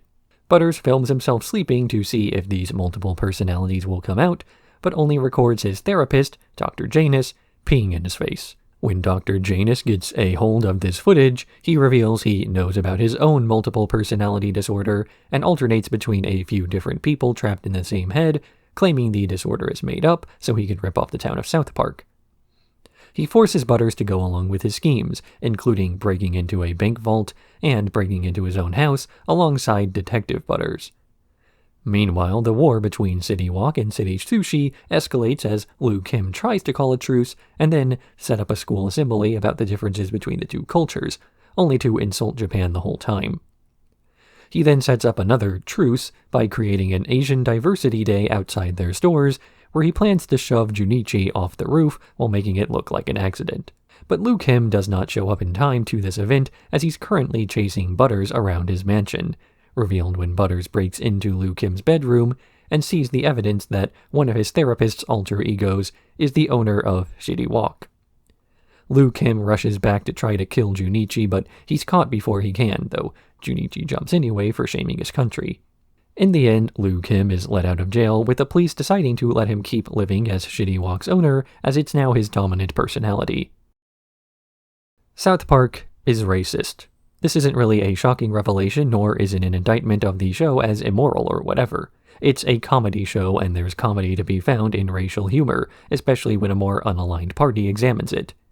Because from the perspective of an outsider, racial prejudice is actually pretty funny. It's two people who have never met before who hate each other over a difference that most people wouldn't even notice. So South Park is a racist show because South Park is a comedy, and racism is actually pretty silly as long as you're not directly engaging with it. Of course, it's hard to engage with something without at least directly acknowledging its existence, and you're not going to have a very nuanced take without a very nuanced understanding. So in order to tell a racial joke that's not just screaming slurs in a silly voice, you need to go a bit deeper, and that risks coming across as looking bad as the parody becomes difficult to differentiate from real belief. This is made worse by the fact that South Park has had that lowbrow sort of racist comedy in its past. Characters like Liu Kim existed as a punchline in and of themselves. He looks silly, and he acts silly, and he talks silly because he's one of them foreigner types. This episode allowed the showrunners to save a bit of face. They'll admit that they only came up with this split personality Liu Kim twist late into this episode's creation, but it allows them to act like they were never being racist themselves and that the character was a stereotype of a stereotype all along.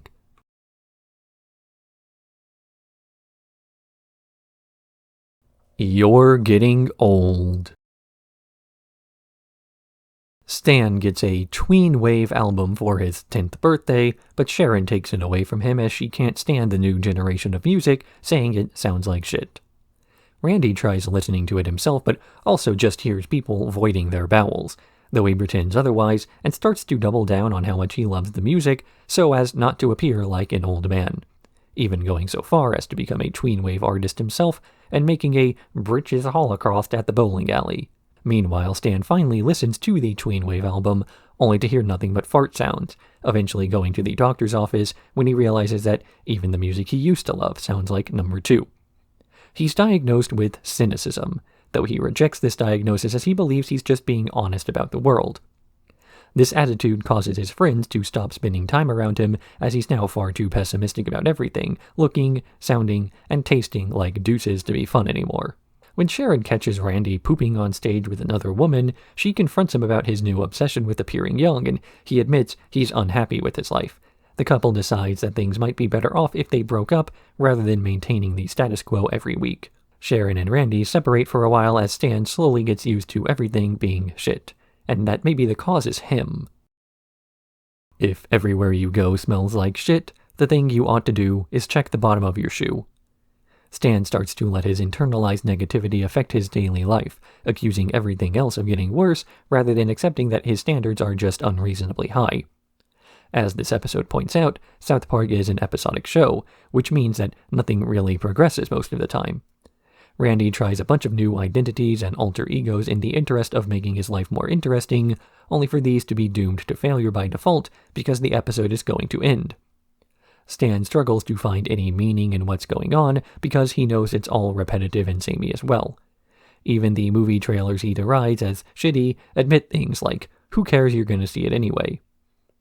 So much of life is enforcing the status quo by design, but that's not something sustainable while staying realistic unless you actively choose to ignore it. But in a show that's been running for 15 years, people are going to start wanting to see something new. And yet, new things are always hard to adapt to. If you preferred things the way they were, then the new thing is going to appear worse, and then you'll be accused of being a bitter old man who hates everything that's not exactly the same as it used to be. It's pretty immature to want to keep everything exactly as it's always been. The only right thing to accept change is to embrace it, and then be proactive. If your life is about to be different, at least make sure that the changes are things you chose instead of changes that happened to you. Stan has been coasting on an easy life and expects everything to continue pandering to him, but that's not how the world can work for a long time.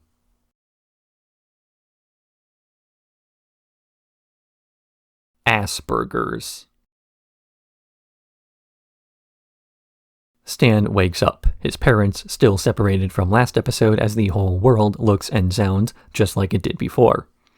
When he snaps at his classmates for talking about things he doesn't care about, he gets diagnosed with Asperger's and is sent to a therapy session for other people also suffering. But they quickly reveal these gatherings as a front for a Matrix-like resistance group that uses alcohol to self-medicate so they can see the real world. Meanwhile, Cartman shoves burgers in his underwear to try to sue the school for vaccinating him. This doesn't work, but Kyle eats one of the burgers, and soon Cartman's underwear burgers are selling well enough that the kids leave school to sell them, keeping their process a trade secret. Stan gets sent undercover to investigate a group of fast food executives who have been trying to get to the bottom of Cartman's burger success, capturing Stan and sending him to extort the information out of Kyle, as they believe they're still good friends. But as Stan is trying to remind him of the good times together, he realizes that he has been immature to assume things can't change, and finally embraces the new differences in his life. And then his parents get back together while Cartman's discovered to be keeping burgers in his underwear, and everything goes back to normal. The previous episode of South Park ended a half-season run, leaving a few months between this one and that one that made it appear as though South Park had finally taken the leap towards serialization. Fan reaction was split. The general belief was that Matt and Trey had grown tired of running South Park, and this episode departed from the show's formula to try and maintain not audience interest, but creator interest as well. There was a prevailing idea that South Park was about to end because Matt and Trey weren't having fun anymore, and that Stan's depression was a metaphor for their own waning interest. Now, none of this was true. Matt and Trey were just a bit burnt out from having worked on the Book of Mormon at the same time as the last season. They were far from done with the show.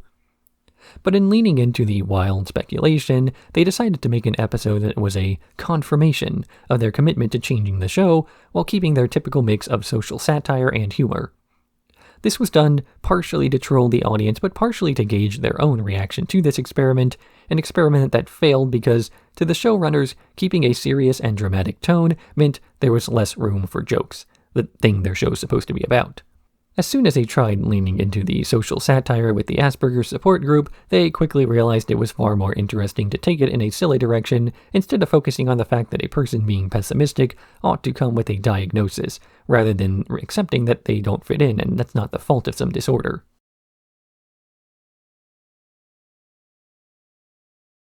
The Last of the Mohicans.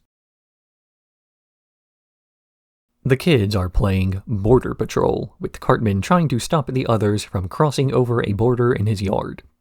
Everyone makes it across as Cartman pouts over losing the game, until later on when he's having a nightmare about losing, where he realizes Butters hasn't made it across yet. And so the game is back on. Butters, as Montequita, meanwhile has gotten lost, collapsing near the road where he is picked up by a traveling family and forced to work in their yard and do their chores.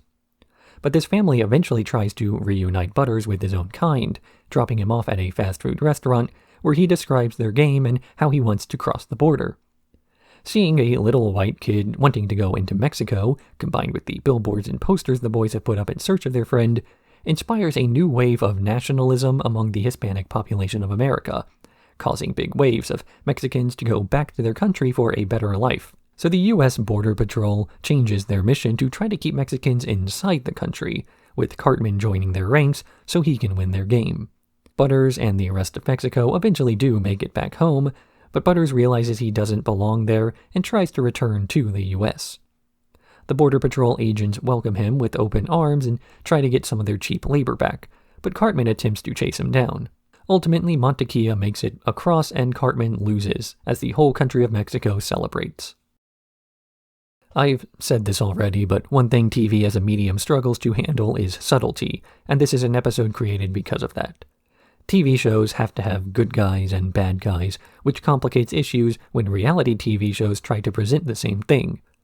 When this happens, real people start to be placed into good and bad categories out of narrative necessity, which results in dehumanizing practices that are made significantly worse by the fact that the good guys need to make entertaining TV on top of all of that. So this simplistic view of morality then combines with a simplistic view of the issue to create television where we get about as much nuance as a children's game of cowboys and Indians, only the grown men role-playing as cowboys have real weapons. Both of these aspects are then combined with the pre-existing American fear-mongering behind illegal immigration, with a production line of TV shows about tough guy border control that would be damaged if people knew the reality of reality TV. There's a narrative that the border's this lawless place full of criminals and horrible people, but the reality is that, at the time this episode aired, illegal border crossings were at a multiple-decade low. Even now, news stories of migrant caravans and drug cartels are usually just things invented by law enforcement officers near these areas to cover up their real fear of not having enough money because of a shrinking threat. Consider that if southern states really wanted to eliminate illegal immigration, they would give harsher penalties to the businesses that depend on illegal labor, rather than giving assault rifles and warrantless search privileges to the Eric Cartmans of the world.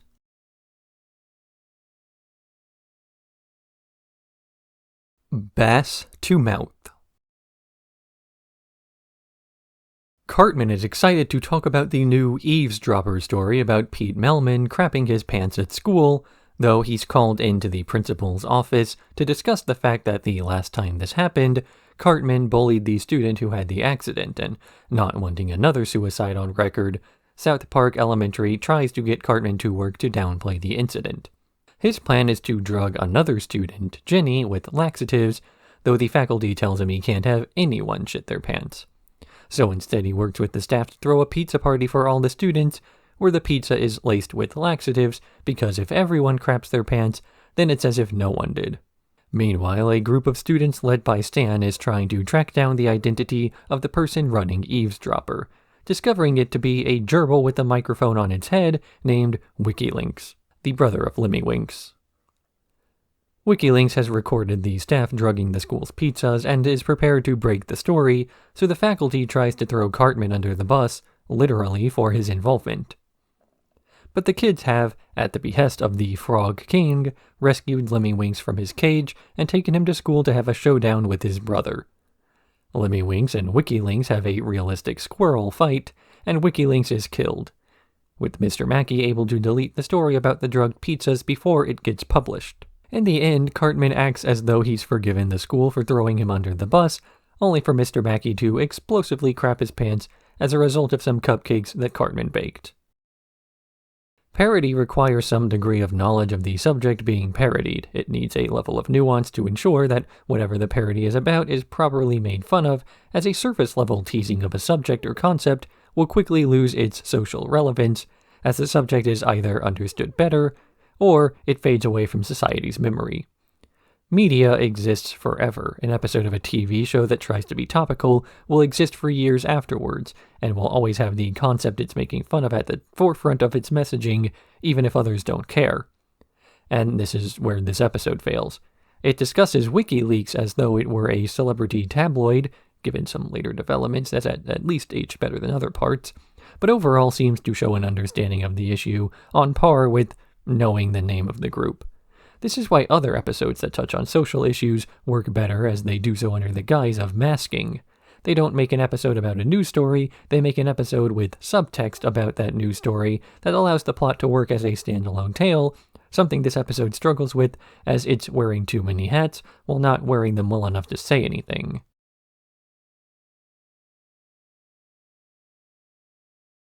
Broadway Bro Down. Randy hears from some of his co-workers that they have received oral sex from their wives after taking them to musicals. So he takes Sharon to see Wicked and then confirms this fact. That musical theater is full of subliminal messaging. Randy then takes Sharon to Broadway for a week of musical theater, leaving his kids with the Vegans, a family of vegans who never let their son take off his life preserver. Shelley tells off the vegan parents for being overprotective of their son Larry, which causes Larry to fall in love with Shelley, going so far as to write her a song and eventually coming over to play Settlers of Catan. Meanwhile, Randy is lamenting that Colorado doesn't have enough culture because it doesn't have enough musicals, and he gets the idea to write his own. This musical catches the attention of several great musical writers who are upset with Randy for trying to horn in on their racket because his play has no subtext, risking giving away the whole conspiracy. Randy is challenged to a bro down with Stephen Sondheim, where the two eventually come to respect each other, and they even help out with Randy's play. He gets out after hanging with the bros, where he learns that Shelley and Larry are watching Wicked together. Fearing the subliminal messaging his daughter will be exposed to, Randy rushes over to the theater to stop the play by donning a Spider-Man costume and breaking the water main, as well as taking out many of the performers. In the end, Larry drowns as Shelley had convinced him to take off his life preserver, and then Randy does an ad spot for the Book of Mormon, promising anyone who watches it that they'll get a blowjob. This episode's concept was made while Matt and Trey were working on the Book of Mormon, all about some of the absurdities of the differences in who musical theater was assumed to be for versus who would actually show up, versus whether the show was assumed to fail due to the lack of overlap in certain audiences. The idea was that by eschewing traditional roles of the audience, they would have some presumed idea of success beforehand, but this is the same logic behind the idea that no one will watch a cartoon targeted for adults that's based on a viral internet holiday card. Basically, this episode is about not assuming why a show has failed or succeeded before it comes out, at least in concept. In practice, the bro-down aspect involving a bunch of musical theater fans took over the plot, and it became about the humorous juxtaposition of frat bro culture and musical theater.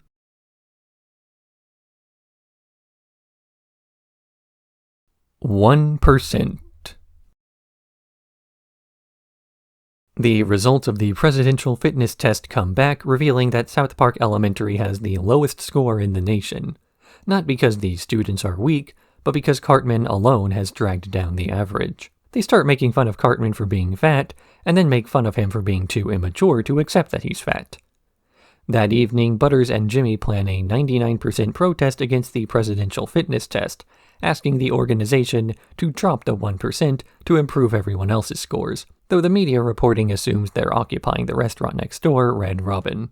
Cartman comes home to discover that Clyde Frog has been killed, blaming the 99% for this, and later having his room catch fire when Peter Panda's immolated.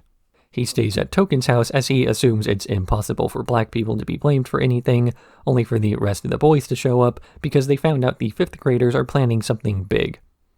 But while trying to catch them in the act, Cartman's stuffed animals, Muscle Man Mark and Rumpletumpskin, are also killed, revealed to be the work of Polly Prissy-Pants, actually Cartman acting through the dolls. The other boys see Cartman playing with his dolls in an elaborate series of killings, and realizes that it was just the guy's way of getting rid of his stuffed toys without actually having to blame himself. Meanwhile, the 5th graders unveil their plan, to protest the 99% movement with an 83% movement, asking them to drop the entire 4th grade class as it has Cartman in it, and later the entire protest falls apart into increasingly smaller percentages before disappearing altogether. What started as a leftover scene from the episode 201 where Cartman confronts his mother about his father's identity turned into a much larger plot, incorporating aspects of pop culture and the news. But by now this is pretty run-of-the-mill for South Park. Cartman thinks he's being singled out by the rest of the school, and he's correct. What he fails to understand is why they're singling him out, assuming it must be jealousy or just plain unfairness, when the truth is the opposite. Everyone else has to miss recess to do extra physical education classes because Cartman won't carry his weight, pun intended. Rather than simply accepting this imbalance, the kids of South Park Elementary decide they're going to fight back through protests that hope to accomplish something. This is based on the real-world Occupy Wall Street movement, a movement that, like in South Park, was misrepresented/misunderstood by the media, intentionally so. When the people who own the news stations realize they're having attention called to them, of course it will be misrepresented. We've seen this throughout history, that the more upsetting a movement is to the status quo, the more vague it gets covered, assuming coverage exists at all. In this instance, we saw that the media's awkward coverage of a movement meant to get people to demand change wound up with people unsure what it was that was actually being protested until OWS fell apart.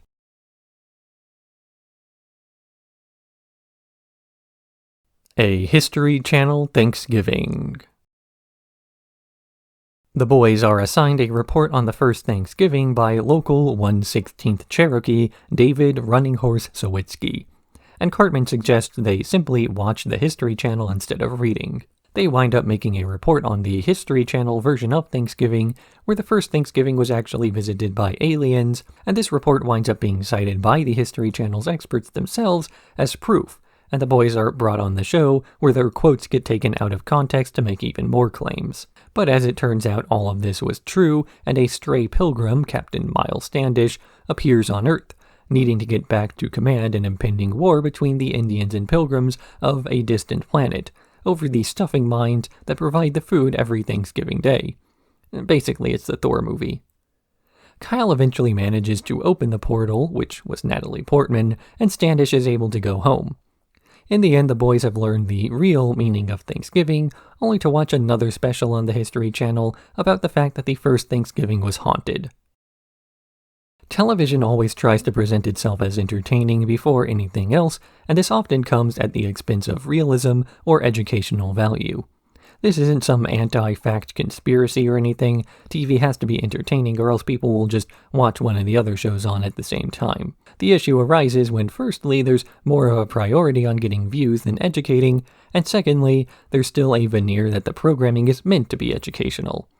Once facts stop being prioritized, they stop being confirmed, and you wind up with shows where the sources are other shows, using other shows, using other shows, and so on, tracing these theories back to some guy speculating, and then confusing a lack of research with the lack of evidence to the contrary.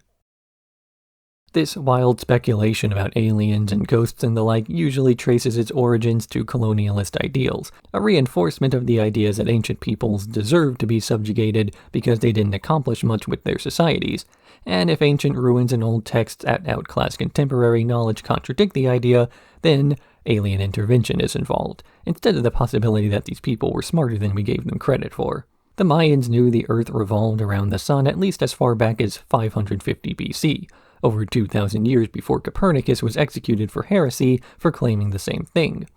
We could argue that the Spanish weren't inherently superior, but happened to be resistant to the diseases they carried with them, or we can say aliens did all the great things in history, unless the people who did them were our skin color, in which case it was human ingenuity.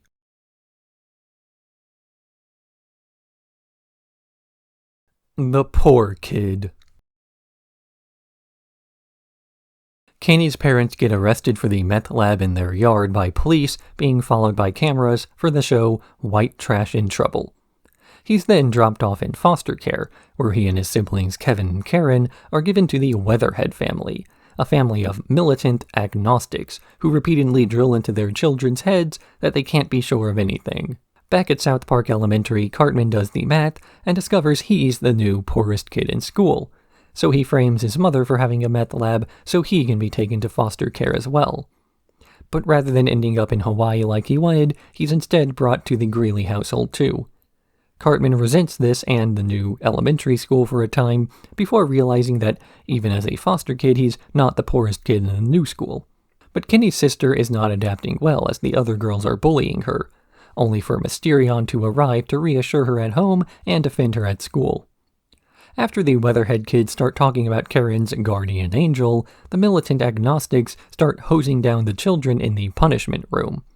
So Kenny, as Mysterion, plans to sabotage this new family by baiting them with a Pabst Blue Ribbon, turning the Weatherheads into White Trash in Trouble.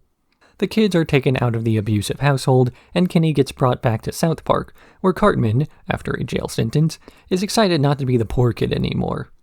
And then a reptilian bird creature who may or may not exist bursts into the hallways and kills Kenny, making Cartman the poor kid once again. For all of Cartman's flaws, at the very least, he's not a hypocrite. As soon as he finds out that he's the new poorest kid in school, he starts making yo mama jokes about himself through tears, rather than trying to downplay his family's lack of wealth. Though he still keeps his original characterization here, not accepting the change but still trying to alter things. He could then either sabotage someone else's family, or try to promote himself, and he does the latter, which backfires. This story ties into Kenny's in a way that I think helps to bring some of the more fantastical elements back to their mundane roots. The best episodes of South Park, where the kids act like kids, are the ones where the plot escalates without actually contradicting the children's worldview. Things like the kids role-playing as Lord of the Rings characters works because their epic journey only took them to the next town over to return a movie. But over the last few seasons, we've seen that the kids' imaginations will now take them to a realm at war, or involve Cthulhu being brought out of the ocean to terrorize people. South Park is great at making this dichotomy stand out more between an episode where Ike can travel to the far north to rescue a princess, and then later have the kids watch Cartman freak out over what his stuffed animals are doing, with the latter plotline being treated with more gravity. Here we have Mysterion go back to his origins of just helping out the police and trying to piss off Cartman. Not fighting extra-dimensional beings, but trying to save his little sister from a cruel foster home. This video is a part 3 to what will likely be a 4 or 5-ish part series covering South Park. I like to give myself out a 1-month break between videos on the same subject, so I don't burn out on a topic and start giving less attention than I ought to. Which means that part 4 to this video, covering season 16 through, 20, will come out not next month, but the month after, so August 1st. Or maybe you are watching this after the fact and part 4 is already released, in which case expect the full video in, October or something, unless I get distracted, assuming nothing goes wrong with scheduling or whatever. The best way to make sure you get this video recommended as soon as it's out is to subscribe, but I think you already know that, so I'm not gonna, beg or anything. Anyway, this segment of the video will be cut out of the full version, so everything I'm saying here is not super important. If you are listening to this video in the background while doing something else, this is your warning to start looking for another video. Obviously, I'm a little biased, but I would recommend that you watch one of my other videos, because they're all similar to this one. So, with nothing left to say, screw you guys, I'm going home.